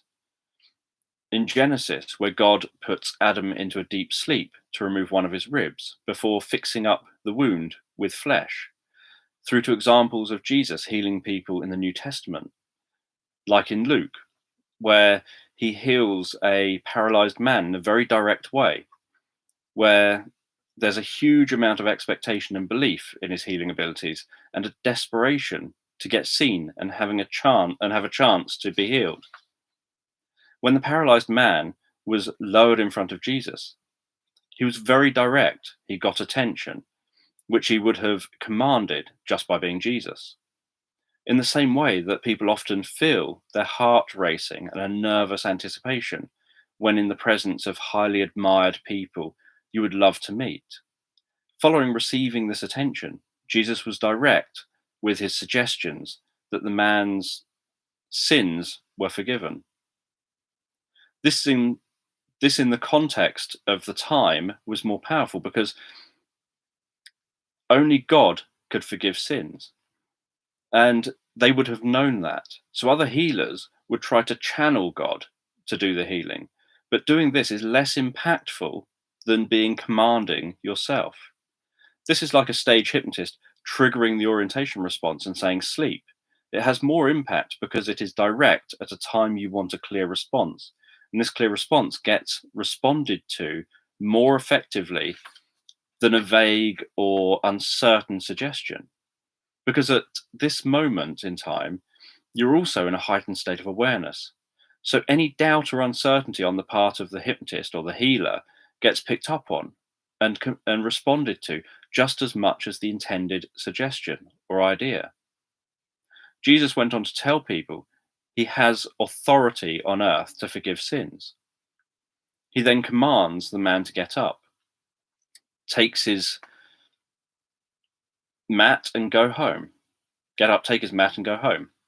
This is all done with authority and confidence and a certainty that what he is saying is inevitable, and it builds suggestions onto each other in the same way that the hypnotherapist may suggest something and let the client know how change has happened non-consciously, which primes or seeds, as Milton Erickson described it, for the person to respond more powerfully to the related activating suggestions when it's given. Then giving some time for the suggestion to sink in before giving a direct suggestion for change that's linked to the more indirect or priming suggestion that was used beforehand. During the last couple of thousand years, hypnosis has cropped up around the world at times when people have found it scary and attacked those who seem to have special powers. In other times, those who can connect with their inner wisdom or who seem effective at healing others have been put on a pedestal and treated as being important within society. And sometimes people have had both. They've been revered by some and attacked by others. Prior to the last couple of hundred years, there have been people classed as witches, shaman, witch doctors, healers, mediums, psychic. There have been sleep temples, magic, group rituals, chanting, storytelling, occult practices, exorcisms, tribal dancing. The techniques largely stayed the same, but this all shifted shape with the advent of the scientific era. Although I've shared about how hypnotic practices are written in various religious texts, showing that how to heal and how to access greater levels of human potential have been known and understood for thousands of years, this isn't about questioning validity of religions and beliefs people hold, but about how, through most of human history, what would now be classed as hypnotic techniques and trance induction, and even hypnotherapeutic techniques, have been used to heal people and help people access more of their potential. These same processes have been used, discovered, and rediscovered time and time again with different surface packaging, but the same underlying structure, because hypnosis and trance are an essential part of life. Since the dawn of the scientific era in the mid 1500s, which was built upon aspects of Greek, Roman, and Islamic science, among others, people began to focus on trying to understand the world around them in a measurable and evidenced way. If something couldn't be understood, they didn't want to just attribute it to a higher power of some kind. They wanted to explore it and to figure it out. One of the starting points of this was Nicholas Copernicus putting the sun in the center of the solar system rather than the earth. In his book, I'm not even going to try and read it. I'm not going to read it in its. I'll read the English. On the Revelations of the Heavenly Spheres in 1543, and Isaac Newton laying down laws of gravity and motion in his book Principia. I can read that one in 1687, as well as the move to understand the physical world in a new way. There was a move to understand humans and life with the development of modern neurology beginning in the 1500s and psychiatry following in the 1600s. One of the earliest psychiatric books was The Anatomy of Melancholy, which I don't have, in 1621. And in 1700s, William Battle wrote the Treatise on Madness in 1758, helping to advance the view that those experiencing mental illness should be treated with compassion and helped to be treated. This was likely helped further along in the late 1700s when the King of England, George III, was experiencing mental illness, likely due to poisoning from perhaps products he was ingesting or using containing arsenic, which was detected in high levels in samples of his hair examined in 2005. He had experienced a mental illness in the 1760s and again in 1780s. A high-profile person like the King of England experiencing mental illness and going away for a time to recover and seeming to have got better may have encouraged people to see mental illness as something that can be cured, at least treated to some extent. This brings us up to the era of the beginning of modern hypnosis. It starts with an in-between stage where practitioners were trying to develop scientific understandings of what they thought they were doing and what was taking place, based on what was popular at the time, magnetism. Franz Anton Mesmer was the first to have a go at developing a scientific mind-body healing approach. Mesmer trained in medicine and set up in practice. One day, he had a patient he had been unable to treat. So he turned to something he'd never tried before. For centuries, magnets had been used for treatments. Through the 1500s and 1600s, the idea that we have magnetic power and a magnetic field within us was developing. One proponent of the idea, who was practicing healing with magnets, was a great name, Father Maximilian Hell. Mesmer acquired magnets from hell. I had to get that sentence in there. As a last resort attempt at treating his untreatable client. Mesmer had a number of sessions with this client where she had fits and felt waves of energy. And this resulted in her cure. Mesmer didn't attribute it to the use of magnets, but instead felt the magnets had facilitated the movement of the magnetic fluid into and through the body. The dramatic transformation of this client set Mesmer on a new path. Mesmer believed in the idea that there was a magnetic fluid within us and that problems occur when there's an imbalance of magnetic fluid.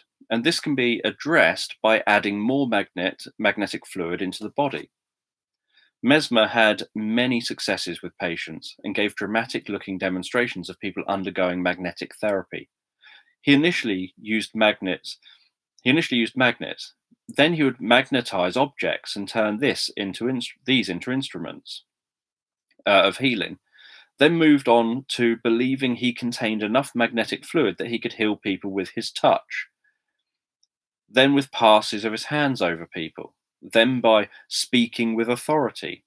Despite this shift from magnets to any objects to not needing any objects and instead using physical touch, and then hand passes and onto speaking authoritatively, he seemed to cling on to his theories rather than change his views. As he was presented with new evidence that was pointing towards magnetism and objects being unnecessary, that the same results can be achieved through communication between the therapist and the patient, Mesmer's approach became known as mesmerism, developed after his name. Although the medical establishment generally felt Mesmer was a charlatan, his dramatic cures and reports of trances that people entered during his magnetic therapy attracted many followers. In 1784, Benjamin Franklin was called to investigate mesmerism and the claims made about how it worked. The commission concluded that there was no magnetic fluid, that when patients could see what was being magnetized, they experienced some effect, but when they couldn't see, they experienced no effect. So there can't be any magnetic fluid, because they should have been the same experience whether they were looking or not. This appeared to discredit Mesmer and claim mesmerism was nonsense, but it didn't address the fact that many people had been cured and that many people experienced effects. All they had done was prove that Mesmer's theories were incorrect. One of Mesmer's students, the Marquis de Perseguer, doesn't get as much recognition or credit as he should. I've got his book, that's my 1786 book. Although his approach was gaining popularity at the time where Mesmer's approach was discredited, his view was that the power resided within the client and that it was more about client's belief and wanting success that led to the mesmeric trance state than there were other ways of inducing it, and that there are other ways of inducing it rather than through animal magnetism. Perseguer disliked the violent, convulsive reactions of patients during treatment by Mesmer. He felt that it must be possible to keep someone calm during the process. He decided to try this with his next patient. While working with them, when he noticed them starting to get worked up, he diverted their attention to lighter themes as a way of keeping them in a pleasant state during treatment. He seemed to have a great ability to build a deep rapport with his patients, so they became hyper responsive to his communication. He shared about a client spontaneously singing songs as he was mentally rehearsing in his own mind or answering questions he'd thought but not asked. This was something that was about 130 years later, Milton Erickson was just beginning to explore as a teenager, which he called subliminal auditory stimulation, and used to therapeutically used it ther- and used to use therapeutically and for doing hypnosis. He interpreted it as being a telepathic ability, whereas 130 years later, Erickson recognized that people have greater potential than they realize to pick up on and respond to non-conscious communication.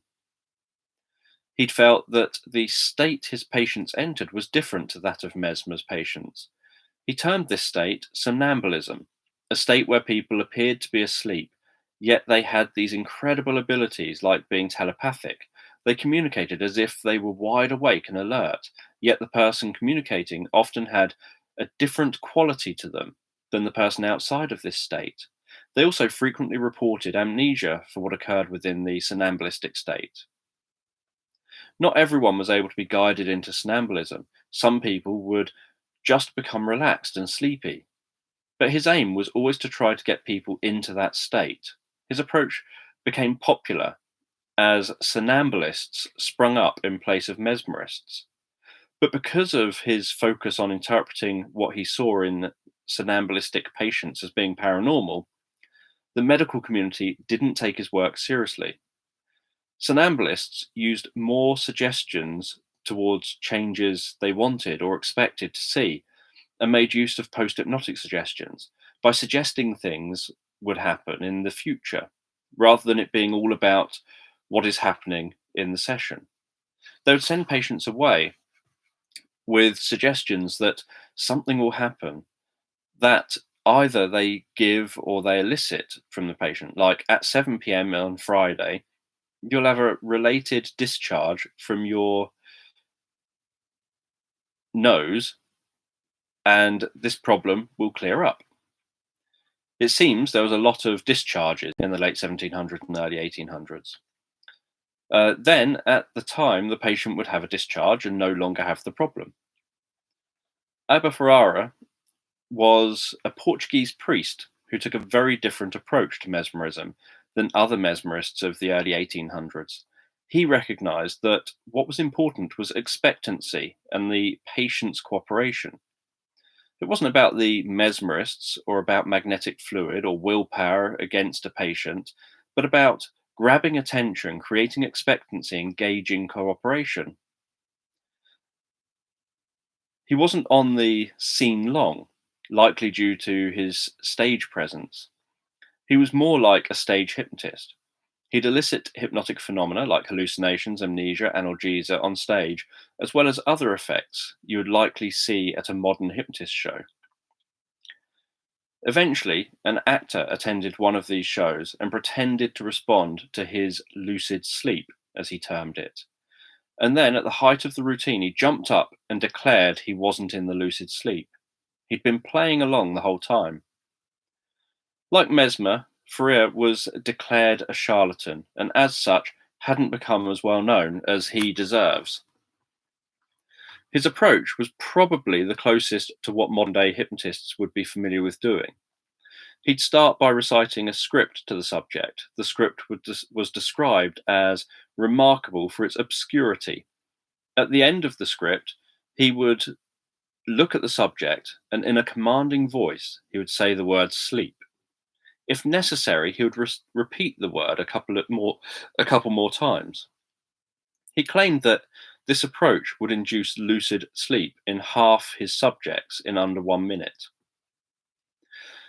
For those people this didn't work with, his next process would be to have the subject gaze at his hand as he moved his hand close to their face until they closed their eyes and entered the lucid sleep. Then for those this didn't work for, either he would give a light touch on the head, temples, nose, diaphragm, heart, knees, and feet, and for most, this would provoke sufficient concentration for abstraction of the senses. In the 1830s, mesmerism began to spread from Europe into the UK and the USA. In the UK, people like Dr. John Elliotson, and in the US, people like John Dodds. Dodds used a technique of holding a coin or other metal item in front of the subject and having them gaze at it, and they would enter a mesmeric trance. It was theorized that the metal was having some influence on the subject, and eventually this was termed electrobiology. Elliotson, on the other hand, continued to believe in a magnetic field theory. One of Elliotson's students was a Scottish surgeon, Dr. James Esdale, who worked in India and wrote Mesmerism in India in 1846, which I've got up there, predominantly about his use of mesmerism for pain control. While in India during the late 1830s and 1840s, he performed over 3,000 operations with mesmerism as the anesthesia. At the time, post-operative survival rates of surgery were around 50%. Esdale's patients had a survival rate of around 95%.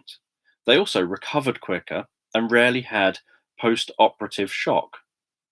Esdale struggled to gain traction with promoting mesmerism as a useful way of managing pain control and treating problems, despite his high level of success.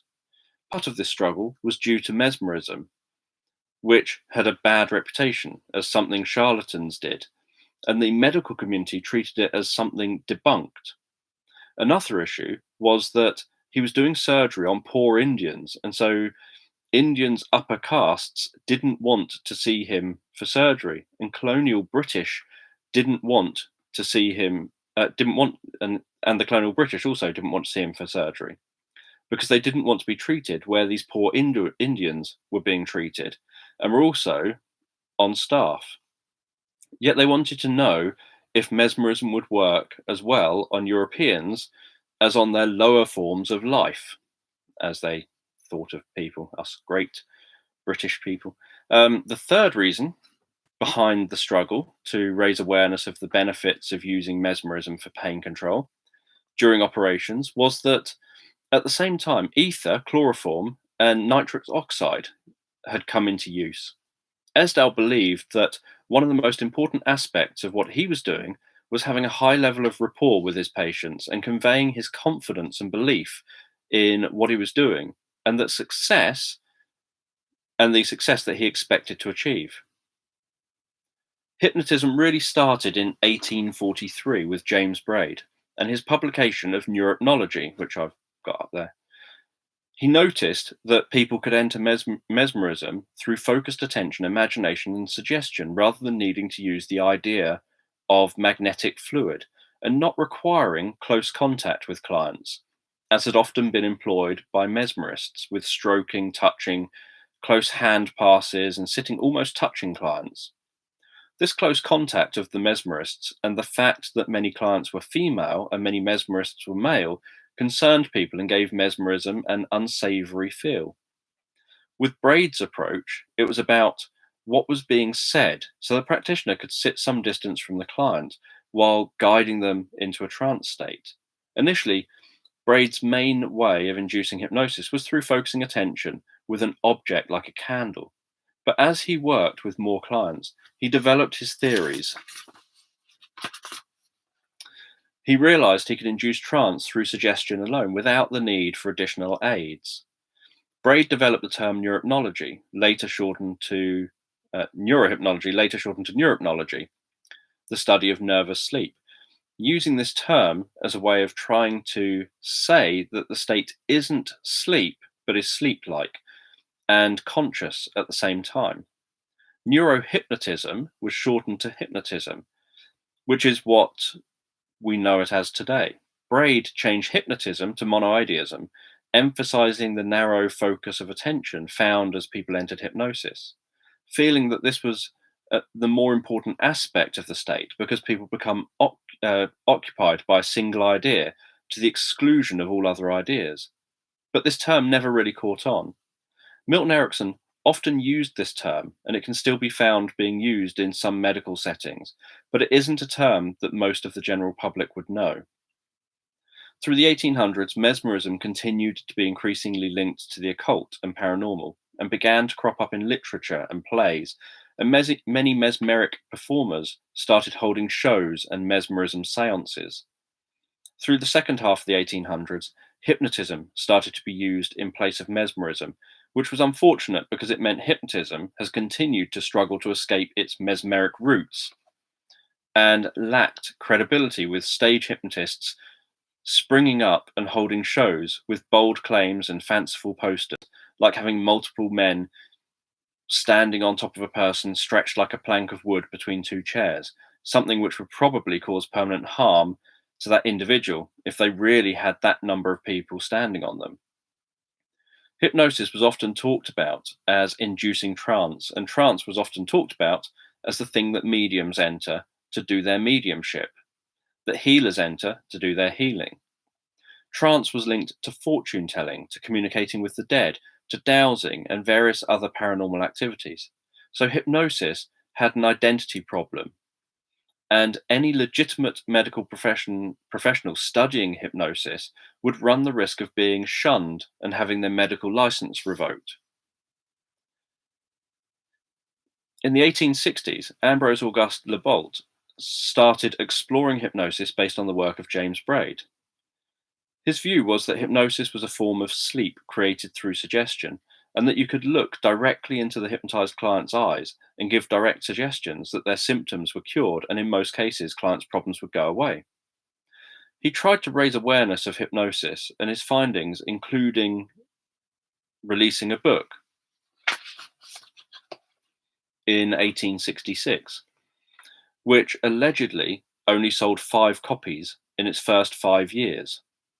It wasn't until he encountered Hippolyte Bernheim in 1882, I've got his book up here as well, that he finally managed to raise awareness of hypnosis.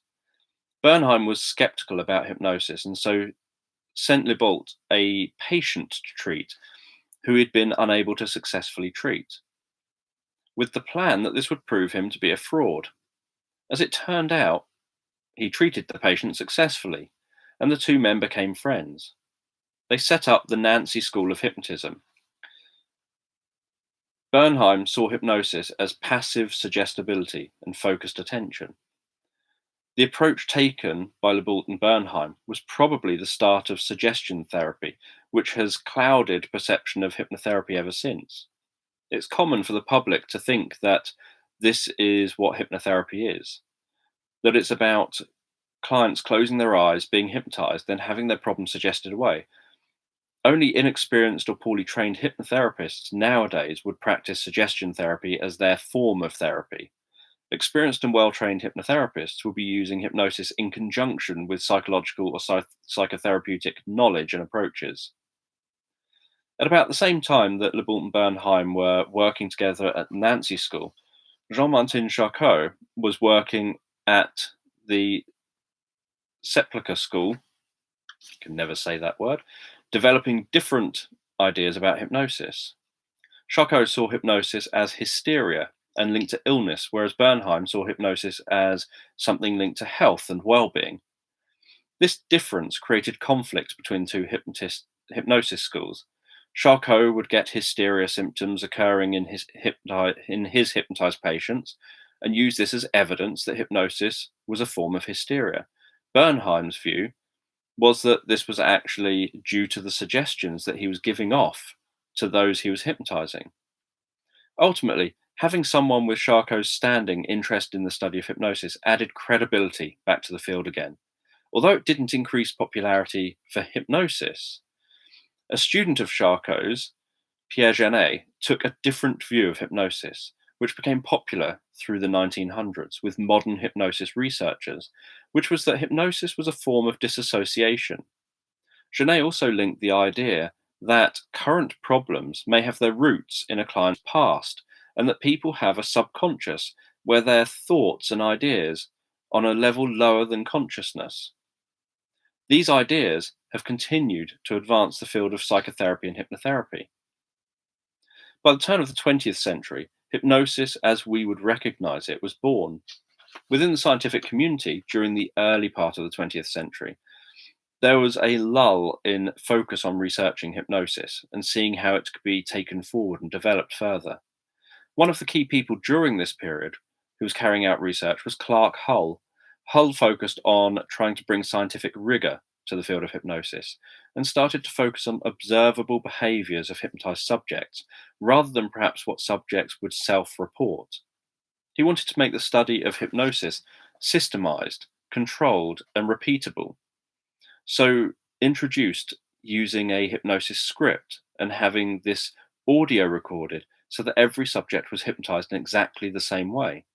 This began the modern study of hypnosis, and most researchers since Hull have continued to study hypnosis in this way. In scientific research, you want to be able to measure what is happening. So if the induction is done by a practitioner face to face with a subject, they may not say it in exactly the same way each time to each client. And if they think that even if they think they are. And it may be that these subtle nuances, which have led to the effect that the study is measuring. So to eliminate this, the induction can be audio recorded, then everyone gets the same. What you're really measuring when doing this isn't whether hypnosis works for one problem or another, what percentage of people can be hypnotized, or what hypnotic phenomena different people can do within hypnosis. It's what percentage of people respond to that one induction or way of being hypnotized. This was something one of Clark Hull's students, Milton Erickson, observed. He was in a lecture held by Hull in 1923 and was interested in learning more about hypnosis. He found that he could hypnotize subjects that Clark Hull had said were unhypnotizable if he varied the induction.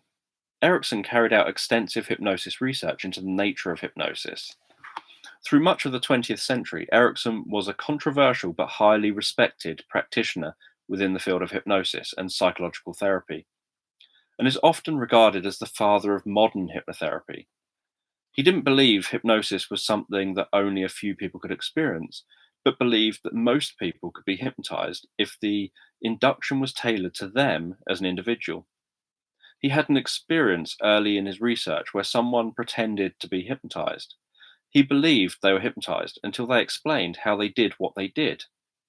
He also had people who'd respond to suggestions to do things which normally people can't do, like having the pupil of one eye narrow while the pupil of the other eye dilates, and found that some people could do this by choice. This led Erickson to question how you can know whether you've got a hypnotic response or not. He wanted to know how to recognize if someone is responding because of the hypnosis or because they were told to do something and so they did it.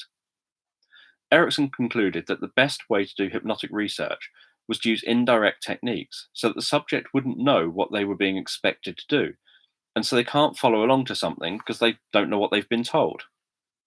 Erickson's influence on the psychological therapy world has been enormous, but probably due to his vocal interest in hypnosis, he rarely gets a mention. Erickson influenced strategic therapy, couple and family therapy, solution focused therapy, neurolinguistic programming. Erickson's story is fascinating to learn about, from his struggles with being colorblind, tone deaf, possibly dyslexic, to what he learned growing up on a farm about creativity and making use of what you have. Then to his experience of polio as a teenager, where he suffered full body paralysis and was expected to die, but survived and taught himself to move, talk, and walk again. To his solo canoe trip over 1,000 miles, where he could barely walk when he set off, but could carry his canoe when he arrived back. He had an intense curiosity for life and human behavior, and the experiments he would carry out, often on fellow school or college students, but sometimes on the teachers. A great book to start with for learning about the life of Milton Erickson is Milton H. Erickson, MD, An American Healer. While growing up, and long before knowing about hypnosis, Erickson learned a lot about motivation, encouraging responses, and how we respond automatically. One day, while watching and laughing at his father trying to pull a cow into a barn, his father asked if Erickson wanted to try. Erickson walked up to the cow, pulled its tail, and it leapt into the barn. Another day, after it had been snowing, Erickson went out early in the morning. He trod a path towards school that weaved and turned and didn't follow the correct path. He then hid and watched what would happen and noticed that people automatically followed his trodden path rather than treading their own path, following where they should know the real path was. There are many stories like this from Erickson's childhood that demonstrate his curiosity. One of his early experiences doing pattern interrupter hypnosis was walking around a corner of a building on a windy day and bumping into a man coming the other way. Erickson's response was to say the time, as if the person had just asked. He described, before he could recover his poise to speak to me, I glanced elaborately at my watch and courteously, as if he had inquired the time of day. I stated it's exactly 10 minutes to 2, although it was actually closer to 4, and I walked on. About half a block away, I turned and saw him still looking at me, undoubtedly still puzzled and bewildered by my remark. Erickson contributed a wealth of ideas to the field of hypnotherapy. He contributed the use of confusion, indirect language, positive perspective of the unconscious mind, and what he said was his main contribution to therapy, the utilization principle. Erickson wasn't the first to develop these ideas. Some he discovered himself, but others had also discovered those things, like using indirect techniques and tailoring the approach to the subject, which was discovered prior to Erickson by Boris Sidus and Albert Moll. I've got their books up here as well. Erickson's impact on hypnotherapy has been huge, but I still encounter hypnotherapists who've never heard of him or his approach, or who only know him as a name they've heard somewhere. There's another hypnotherapist who's had a big impact on hypnotherapy, and that was Dave Ellman. Ellman was a radio host and a variety performer. Ellman learned hypnosis early in his life to help his father with pain management. He also performed as the world's youngest and fastest hypnotist. In 1949, following his time as a radio host, he decided to start teaching hypnosis to doctors and dentists.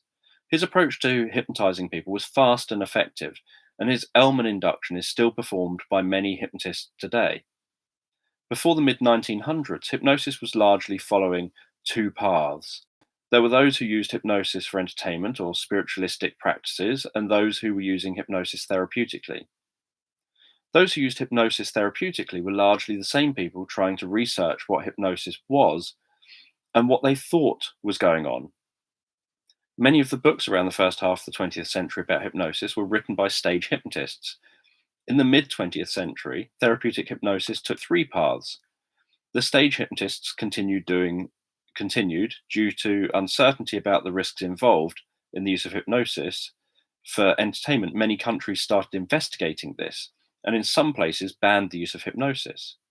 As many educational and medical institutions also banned hypnosis, others introduced laws, and hypnosis societies started to appear. Among those interested in therapeutic hypnosis, there seemed to begin a growing divide between those researching hypnosis and those clinically practicing with hypnosis. And among clinicians, there seemed to be a divide into those who were interested in the work of Milton Erickson due to his extensive articles, books, and medical lectures, and those interested in the approach of Dave Ellman based on his book Hypnotherapy and his lectures and demonstrations. Although Ellman taught medical professionals, his approach had become popular among hypnotists, possibly because it seemed so much more easy to do than Ericksonian hypnosis, which can be seen overwhelming with its talk of language patterns, not using scripts, and tailoring treatment rather than focusing on suggestion therapy. Since the 1970s, most people who learned an Ericksonian approach only really touched on the approach within neurolinguistic programming courses or Ericksonian training courses taught from the perspective also taught within NLP. British Hypnosis Research, set up by Stephen Brooks, was the first organisation to teach the Ericksonian approach in depth in the UK back in 1979. In the USA, the Erickson Foundation started teaching an Ericksonian approach in about 1980. And Erickson institutes started to appear around the globe. For many years, most of the trainers of the Ericksonian approach were those who trained directly with Milton Erickson. The training they offered was only available to licensed medical professionals, not to lay people who wanted to become hypnotherapists. This has also contributed to fewer people being aware of Erickson's work nowadays compared to Ellman's work and just learning direct authoritarian and script-based hypnotic approaches. The only taste people would have had was through NLP training. There are many people who've contributed to the field of hypnotherapy over the last 250 years or so who haven't been covered here. During the latter half of the 20th century and the 21st century, there was an explosion of hypnotherapy researchers all working to explore the nature of hypnosis, what hypnosis is, and what hypnosis can be used for. So that is the end of that chapter. So let me look up.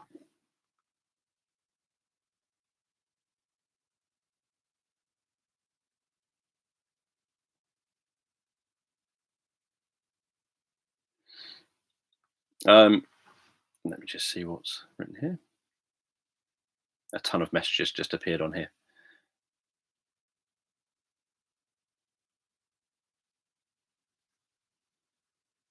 That was me reading a comment, not me stating something.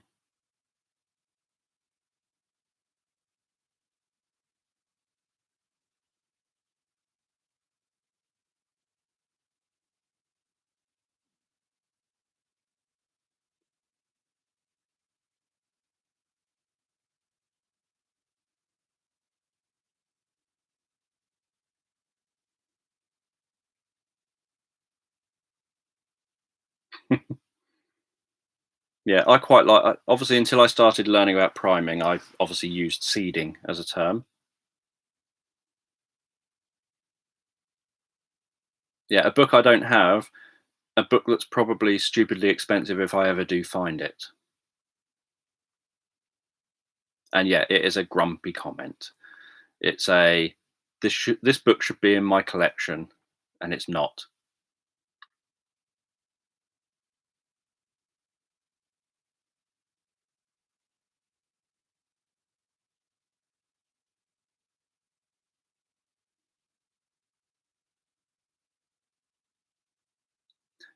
Yes, I did look forward to having a sentence in my book about hell.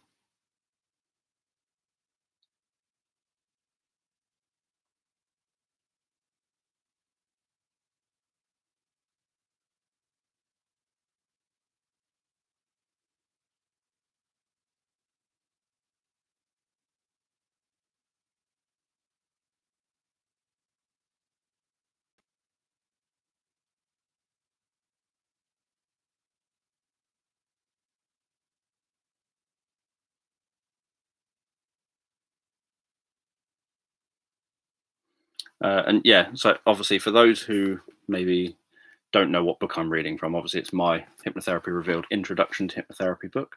I'm sure everyone here does know that.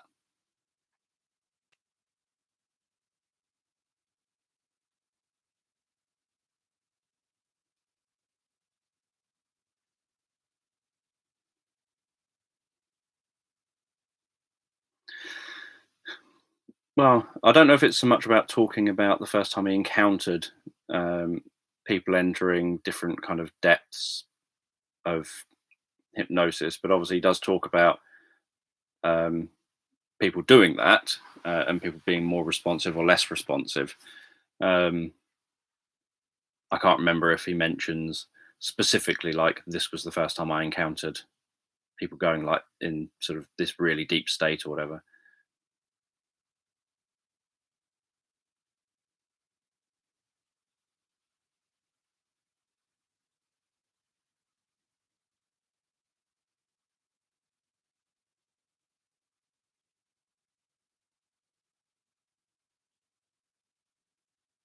Yeah, I don't remember seeing a course of his crop up last year.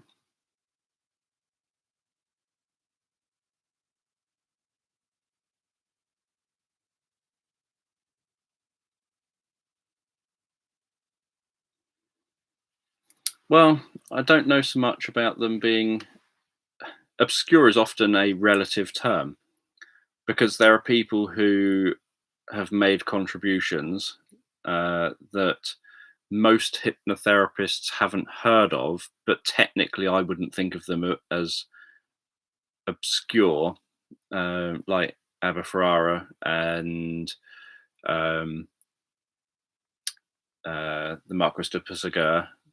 They're people who've had uh, significant positive contributions, but for one reason or another, haven't had them taken as seriously as maybe they should. I know, for example, that again, someone who's not particularly obscure, um, but someone else that's had quite a positive contribution is I've got his book here. If I can carefully get it off my shelf, is Emile Coué. Um, and then there's also people who don't necessarily take so much credit um, for some of their research into things, um, like Ivan Pavlov and his involvement in hypnosis. Um, so yes, there's some people who they're not technically obscure, but they're kind of they're people that others don't necessarily know of. It's quite rare to encounter fellow hypnotherapists who say, "Oh yeah, I know them. I see them in all the books." Um, they're not the people they're not the people that are on the training courses I've ever attended. They're not mentioned. As I had mentioned, people who also get overlooked are where's his book? People like Boris Sidus. Here's his Psychology of Suggestion. from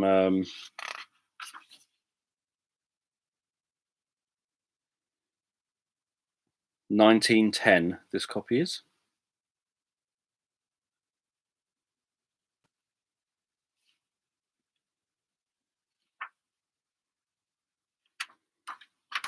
So Boris Sidus. Another one is Albert Mole. Where's Albert Mole's book? I've got somewhere up here. Is that his book?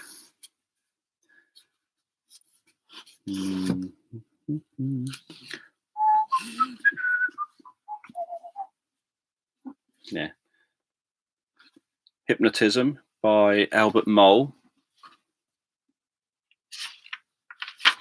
The names, this one's from 1890.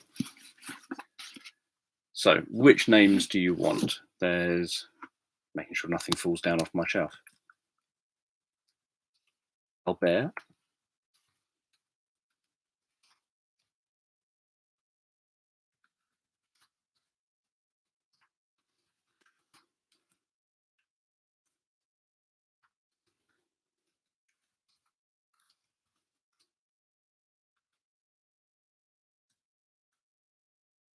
It's probably spelt wrong.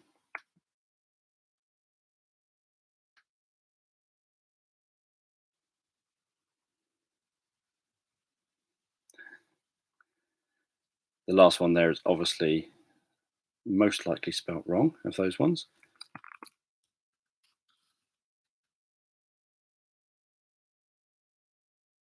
If there's anyone else. I have lots of others by some of these older people.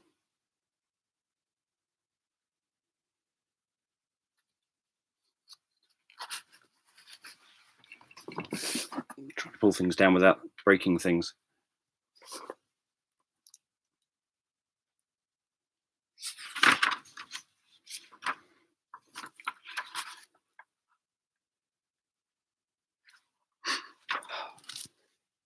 Like William Tuke's Sleepwalking and Hypnosis.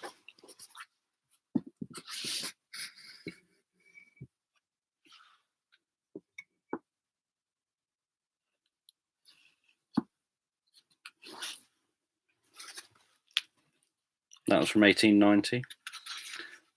That's a modern book. That's from 1920. You don't want to see that. Oh yes, that one of my first old books that I got. Trying to make sure nothing falls off my bookshelf. The Elements of Hypnotism by Harry Vincent from 1893.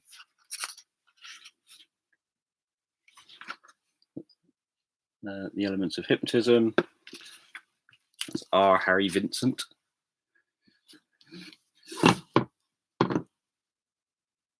Albert Mole, I've shown you.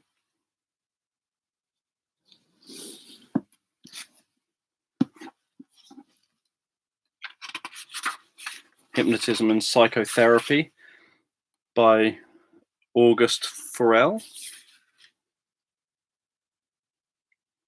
This is Hypnotism or Suggestion and Psychotherapy, a study of the psychological, psychophysiological, and therapeutic aspects of hypnotism. That's from 1906. I was interested in that one.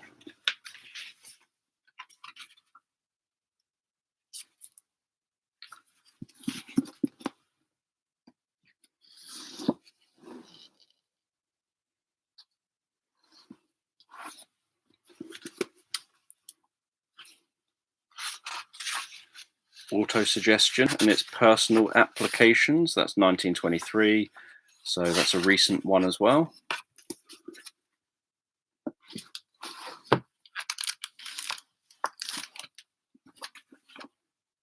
Suggestive Therapeutics.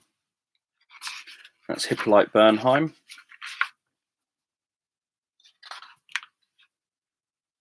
That's 1882.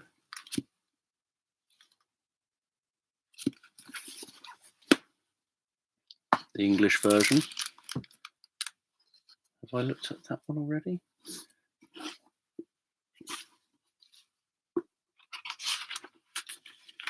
Curative Hypnosis by Raphael Rhodes. That's modern. That's like 1950. So that's too recent. I'm looking for the old ones. That was 1920s. Samuel Smiles Self-Help. So yeah, that's some of those. Yeah, 1920. In relation to what I've got up here, 1923 I class as recent. Old is like 1910 and older.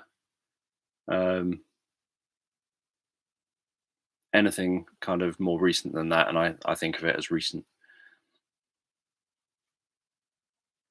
But that's my kind of shelf of books that smell like, really old, that are generally old, from the 17 1800s mainly, on hypnosis.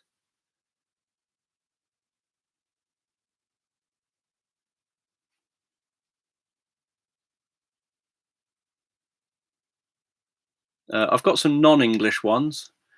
I've got I'm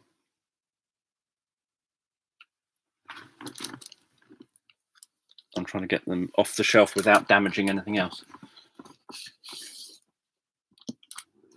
This one I think is in Portuguese.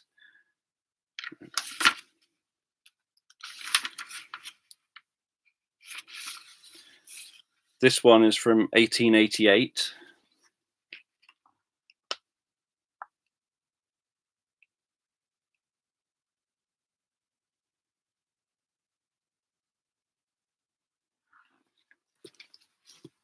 And obviously not English, can't read it.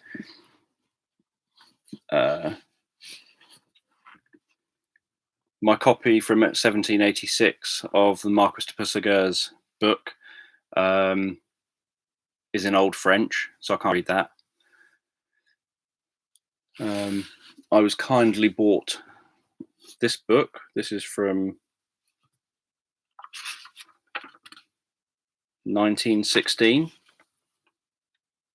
It's in Polish, so I can't read that.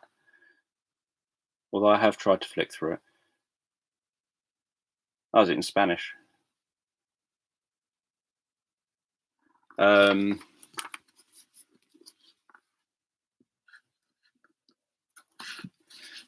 I don't let Language of Hypnosis book put me off buying them if they're old. If they're old, I'm going to probably buy it regardless of the language. And obviously, there are really kind people who sometimes send me these books in these other languages. And obviously, I'm not going to turn away a hypnosis book.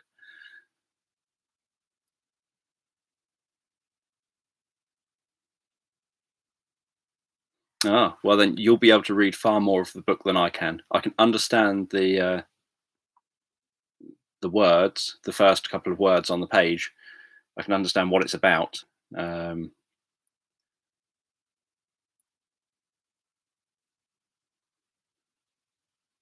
But beyond that, I'm sort of stuck. Same with my copy of my one in Old French. I can kind of tell you what the front page means. I can tell you that it's the establishment of, I can't say it without looking at it, but the establishment of mesmerism or whatever it is.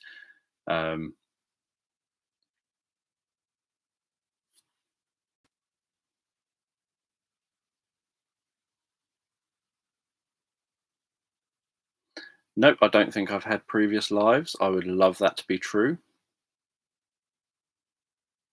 Well, I say I'd love that to be true. I wouldn't like it to be true if it turned out that I'd had really bad previous lives, obviously.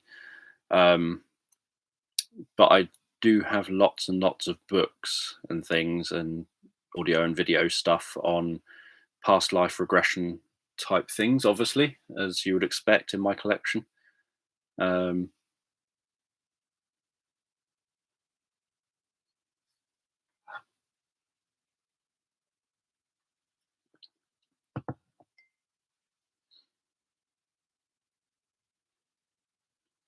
And I've got some including one that has records in it of clients talk. So that's how old the book is, of clients talking under hypnosis about their past lives.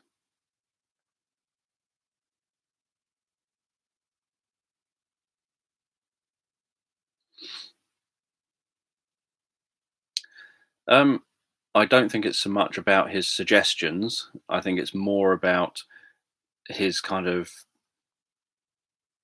just idea of people being able to have um, self-suggestion, to give self. So I don't think it's necessarily the suggestions. It's more um, the fact that there's the idea that people can kind of do self-hypnosis, or at least um,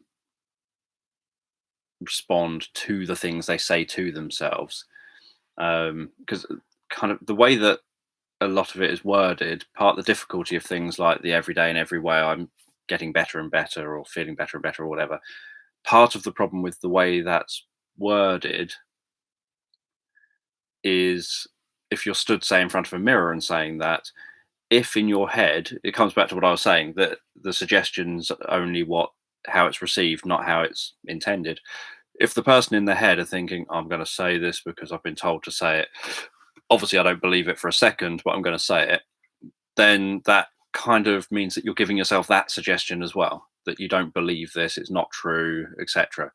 Um, but the idea that uh, we're in control of our own experience, we're in control of our own destiny almost, in relation to stuff that is under our control. So we're not like going to suddenly become millionaires tomorrow because you think about becoming a millionaire. Um, so it's not sort of a law of attraction type of thing. It's you're in control of the stuff that you are in control of, and you're in control of your perceptions of your world around you, etc.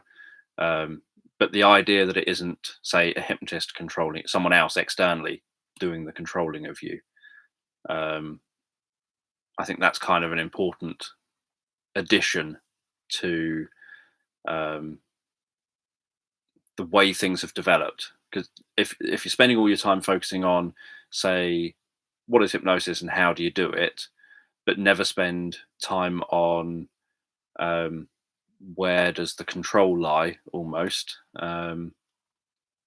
then you can end up with people thinking, I've got to go to a hypnotist because the hypnotist is going to fix me, rather than, even if you go to a hypnotist, the hypnotist is there to facilitate helping you to fix you.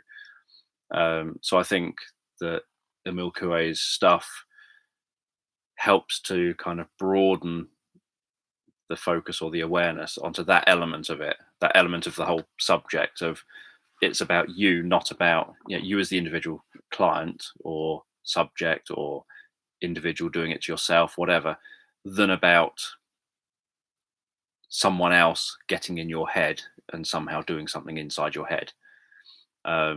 So I think obviously we're going back 90 years or something.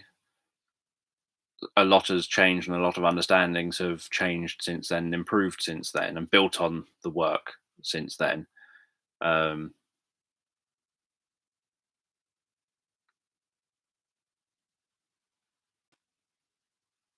hmm, yeah, throwing Bear Grylls out there.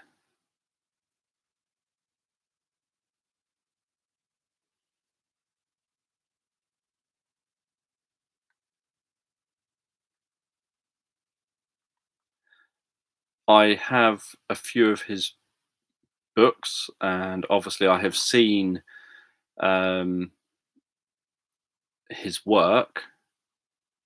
I'm not a particularly big fan of a lot of it. Um, I feel a lot of it ends up coming across, making him sound and look like someone that's very focused on him and on money. And as soon as I sort of, I've got a bit of an issue when it comes to alleged spiritual people who seem to end up predominantly focused on how they can end up making the most money and doing what's best for them, rather than it being about authenticity and genuineness to others. So others may not pick up or see that.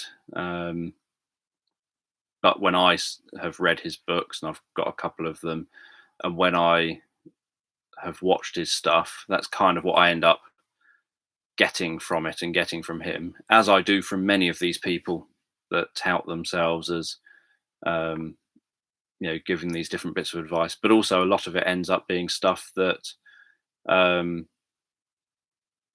ideas that kind of are vague or disempowering. I find that take the sort of power away from the individual. I do have a teddy bear's picnic story knocking around somewhere with the autistic child.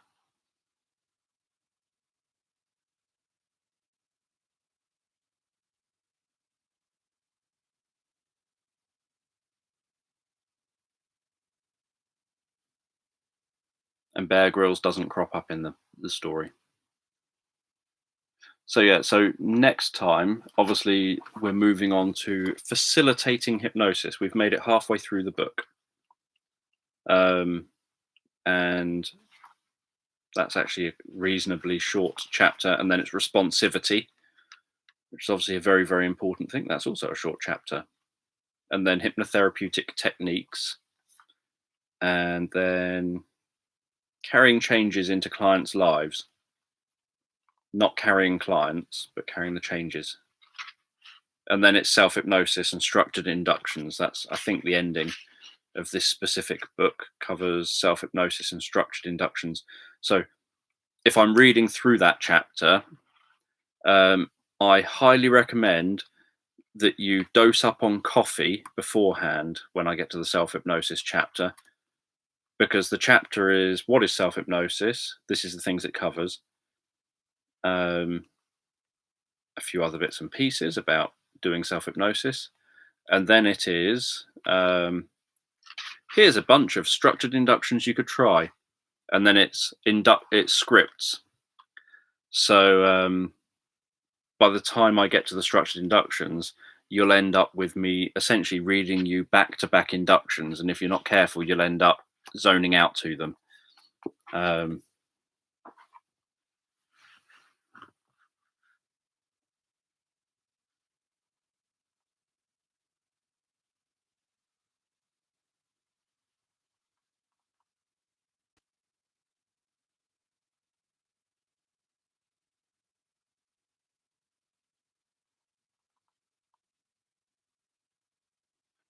I can imagine causing interviewers headaches as a way of getting out of an interview.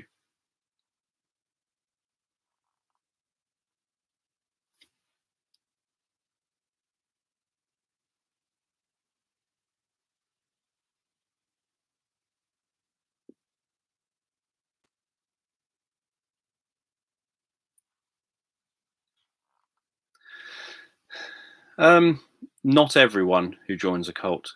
I've written obviously about cults before, and cults can be very good at snaring people by meeting your basic emotional needs, making it so that you don't realize kind of what you're walking, a bit like a black hole.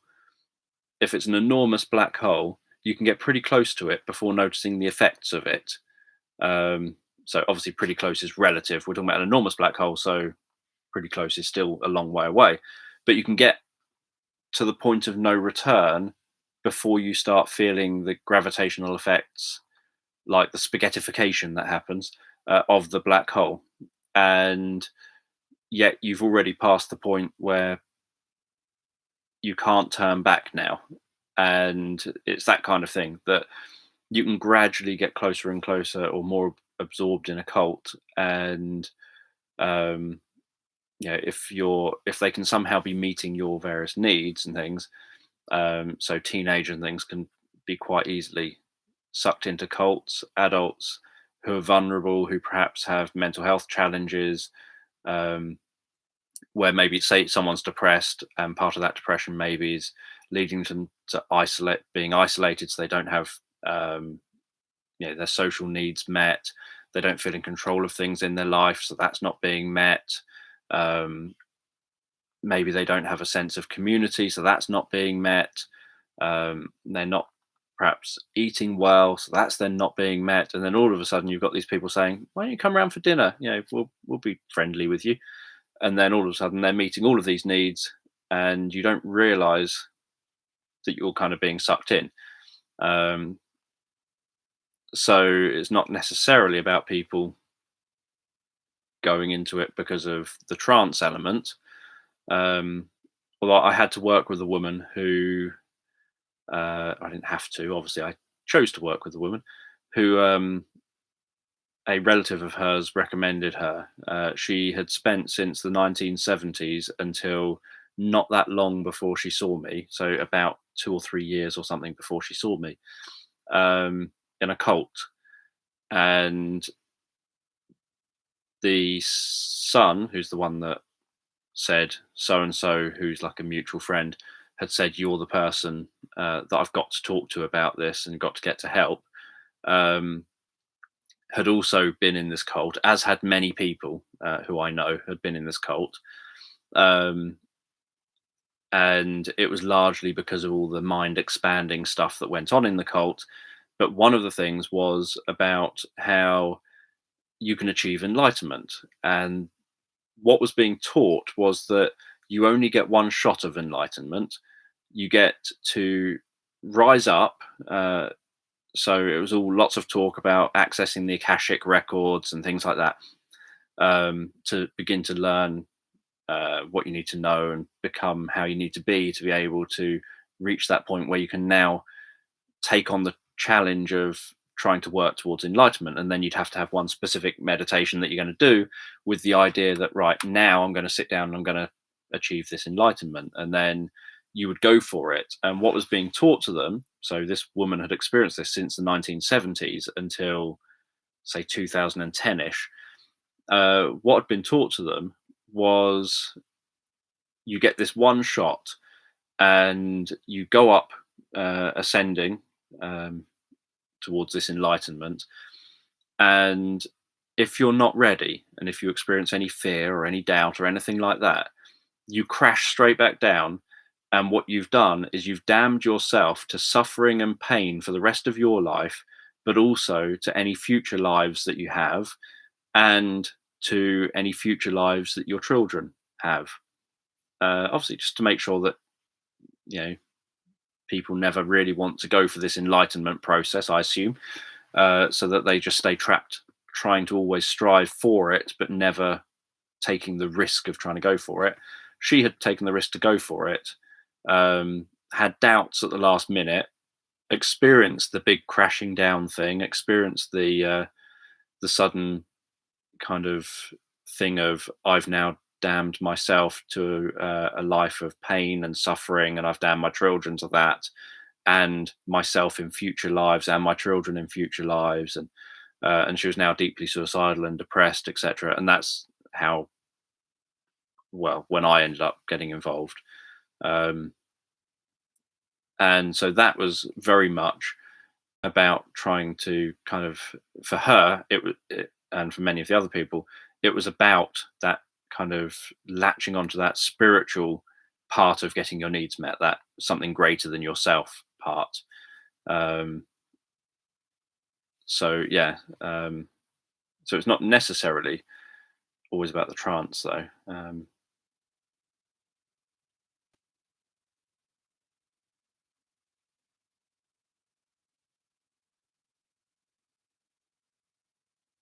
A glass of wine will probably send you to sleep instead.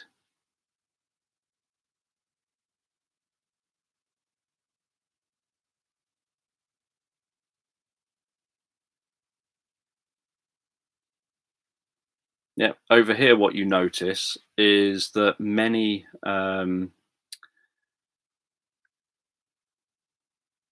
of the purple. Obviously, I just went with because I liked purple.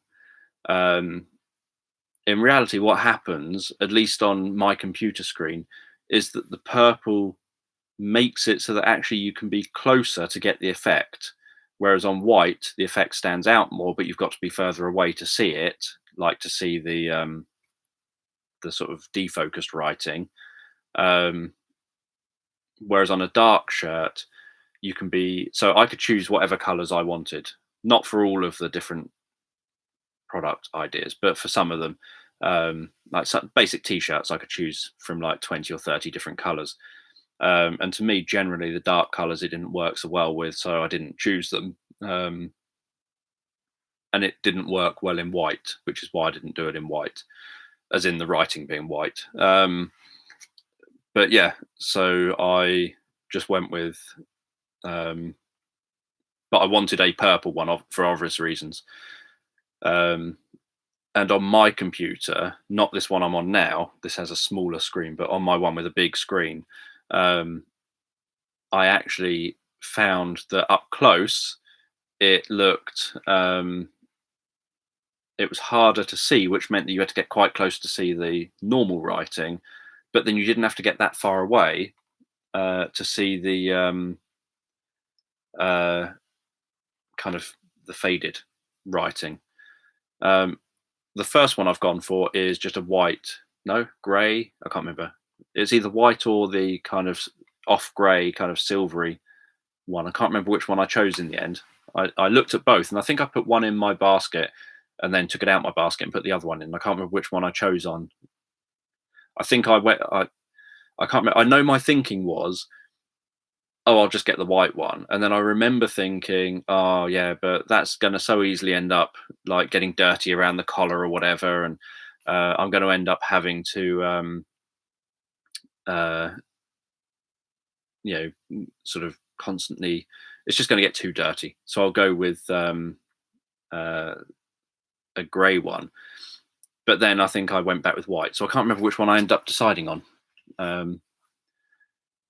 But yeah, in relation to the army, a lot of kids over here who are autistic end up wanting to get in the army because although there's a lot to dislike, like a lot of the sensory stuff to dislike, there's structure. I used to always want to be in the army as a child because I used to think it's a job where you've got structure, you've got someone telling you, get up at this time, go to bed at that time, do this at this time, do this at that time. You know, everything is regimented, and I like the idea of that. I like the idea of someone just telling me to do this, that, and the other. My reasons, obviously, for not being the army are largely two reasons. One, all the other people. I'd be much better off being in like the SAS or something and having a small team of us, of say 4 or 6 of us, who work closely together to do missions or something. I'd probably fit much better in that than in a bigger bunch of people. And the other thing is, I will not do something that I don't believe is correct to be doing. And I don't care who you are and what the consequence is. I'm not going to do something that I don't believe is correct. So I will not, for example, fight for my country for the sake of fighting for my country, as an example. If I was going to go and fight for something, it would be because it feels like, well, I need to go and fight for this because it has to save lives, etc., etc., etc. Whereas there are times when you're fighting for your country, but your country has ulterior motives, or fighting for whoever, and they have ulterior motives, and you don't align with those motives. They're not morally sensible motives, etc. And so I would openly say, no, that is not happening. I am not doing that. So they're kind of my two big things. I used to like the idea. I looked into working on submarines at one point. I thought working on a nuclear sub might be quite good because I thought you're then in a nice contained space, contained, dark, windowless. It probably isn't really as dark as I imagine in my head, but a windowless tube under the water. I imagine there's a lot more people than in my head I was imagining as a kid. But I just imagined then you'd have fewer people because a bunch of people are off working while a bunch are resting, and then a bunch are resting while the others are off working. So I thought you're probably with fewer people, like having to interact with fewer people, and you're probably less likely to actually end up being told to do something you totally disagree with. That was kind of my thinking there, but never happened.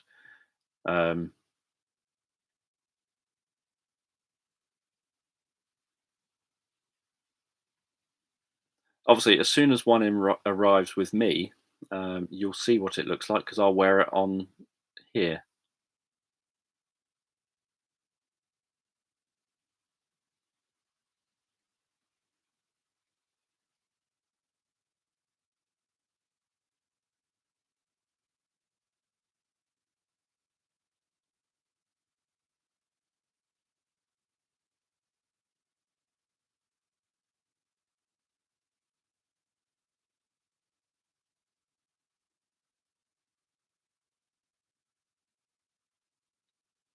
Um, I can't remember what the 10th one is on my list, mainly because I can't remember what the 9 ones are that you're thinking of.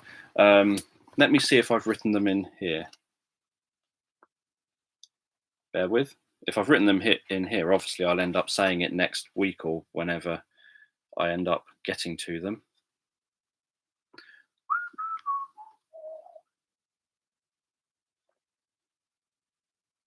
Nope, that's anchoring.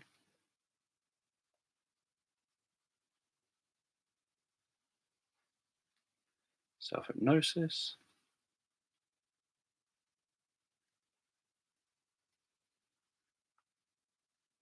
Nope, they're not in that specific book.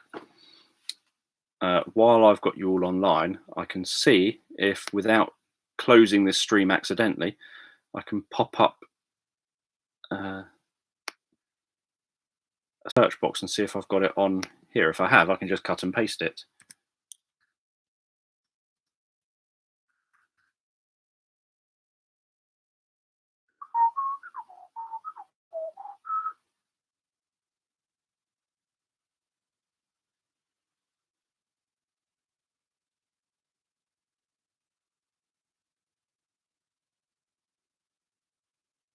Just having a look. It might be in that book. Just trying to look at books I've previously written and see if it's in any of those books.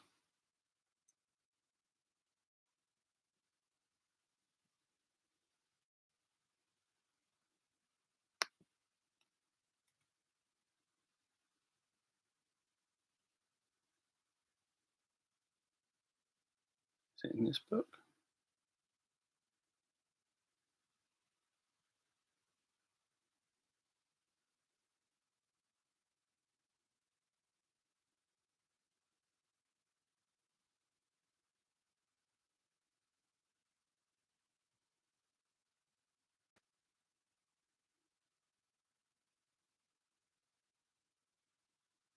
Don't think it is.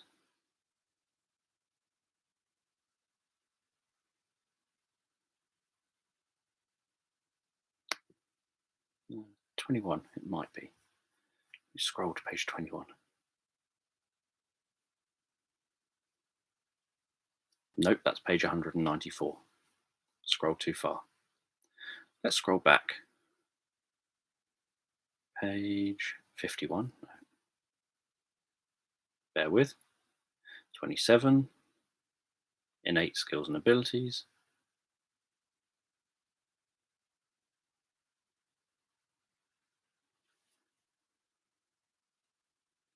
1, 2, 3, 4.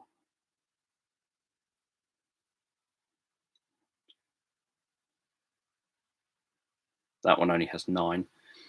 In that book, I specifically only wrote 9, but I do have one with 10. But I don't know where it is. It'll be somewhere. I'm sure I can find it at some point. Hypnopug.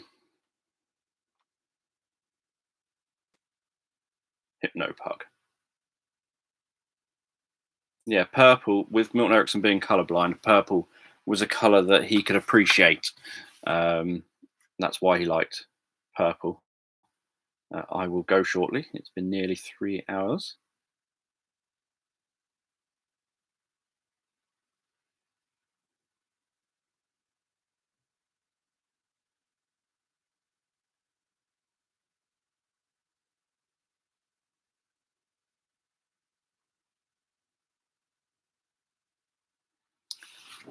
No progress yet on the computer thing. I'm waiting to see if Magix, the people whose software I use, if they've got a solution. They haven't got back to me yet, so I was going to give them a few days. Obviously, it was a couple of days before the weekend, It's like Thursday or something that I contacted them. So I thought I'd give them through till like Monday or Tuesday. If I haven't heard back by say Tuesday, then I'll contact them again. Worst case, I'll have to see if I can uninstall the software and reinstall it and hope everything goes through okay. But I'm hoping that they'll get back to me and give me some guidance, given that I can't seem to do anything different on my computer to fix the problem. There is no rain in that one. If there is, I don't remember putting it in there. There's waterfalls.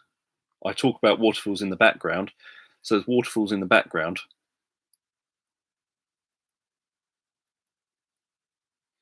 So it might be, no, we're talking about the Human Givens list of 9 emotional needs.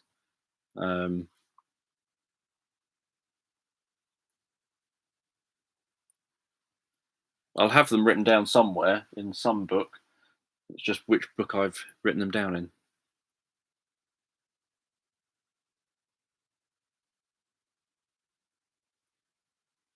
So yeah, so Human Givens kind of, not exclusively, obviously, they're things that are in lots of different therapy places.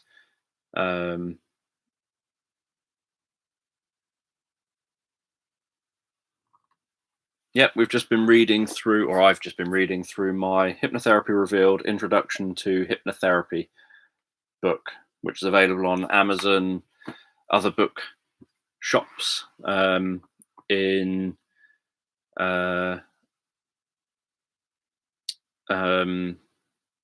Kindle, ebooks, and paperback.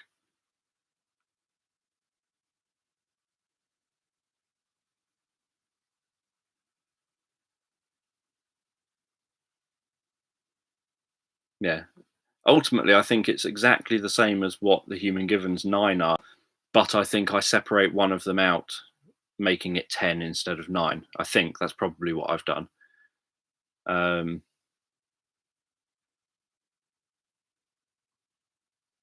They're probably on one of my notes for one of my courses that I've done recently. Maybe my CBT course, or maybe, I don't know which one.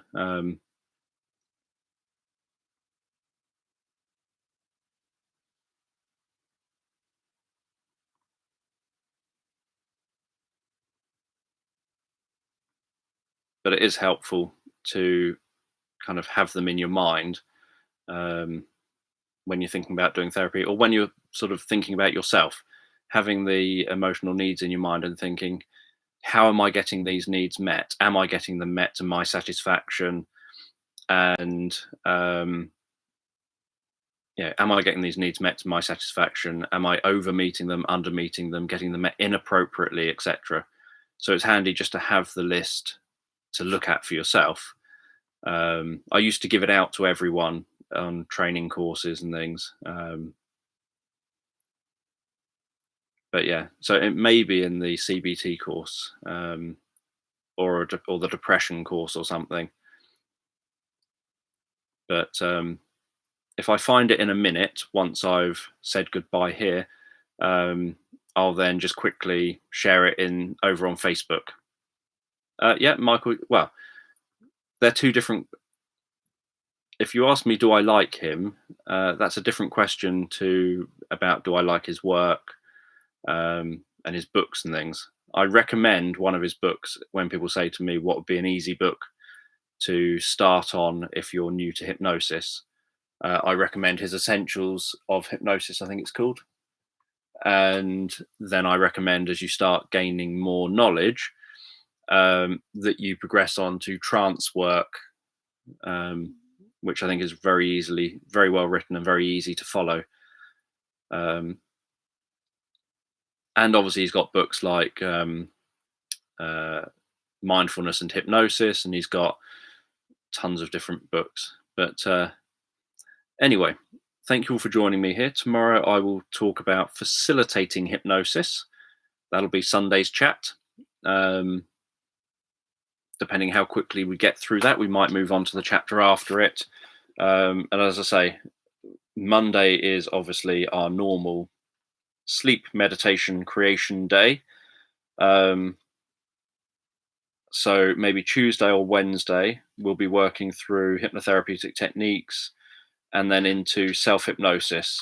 And self hypnosis will include me reading, because I'm reading, me reading various hypnotic inductions to you, self hypnosis inductions. And so, if it's safe for you to do so, you can follow along to them at home. Um, I hope that doesn't mean that the live chat suddenly dries up because by the end of the second induction, you've all shut off. But hopefully, you won't have done. So, yeah, I'll have to probably keep making loud noises straight after an induction to bounce you all back to the room. So anyway, thanks for tuning in. Feel free to give thumbs up and subscribe if you're not already. And I will see you tomorrow night. Yeah, don't listen to that chapter while driving. So I'll see you tomorrow night.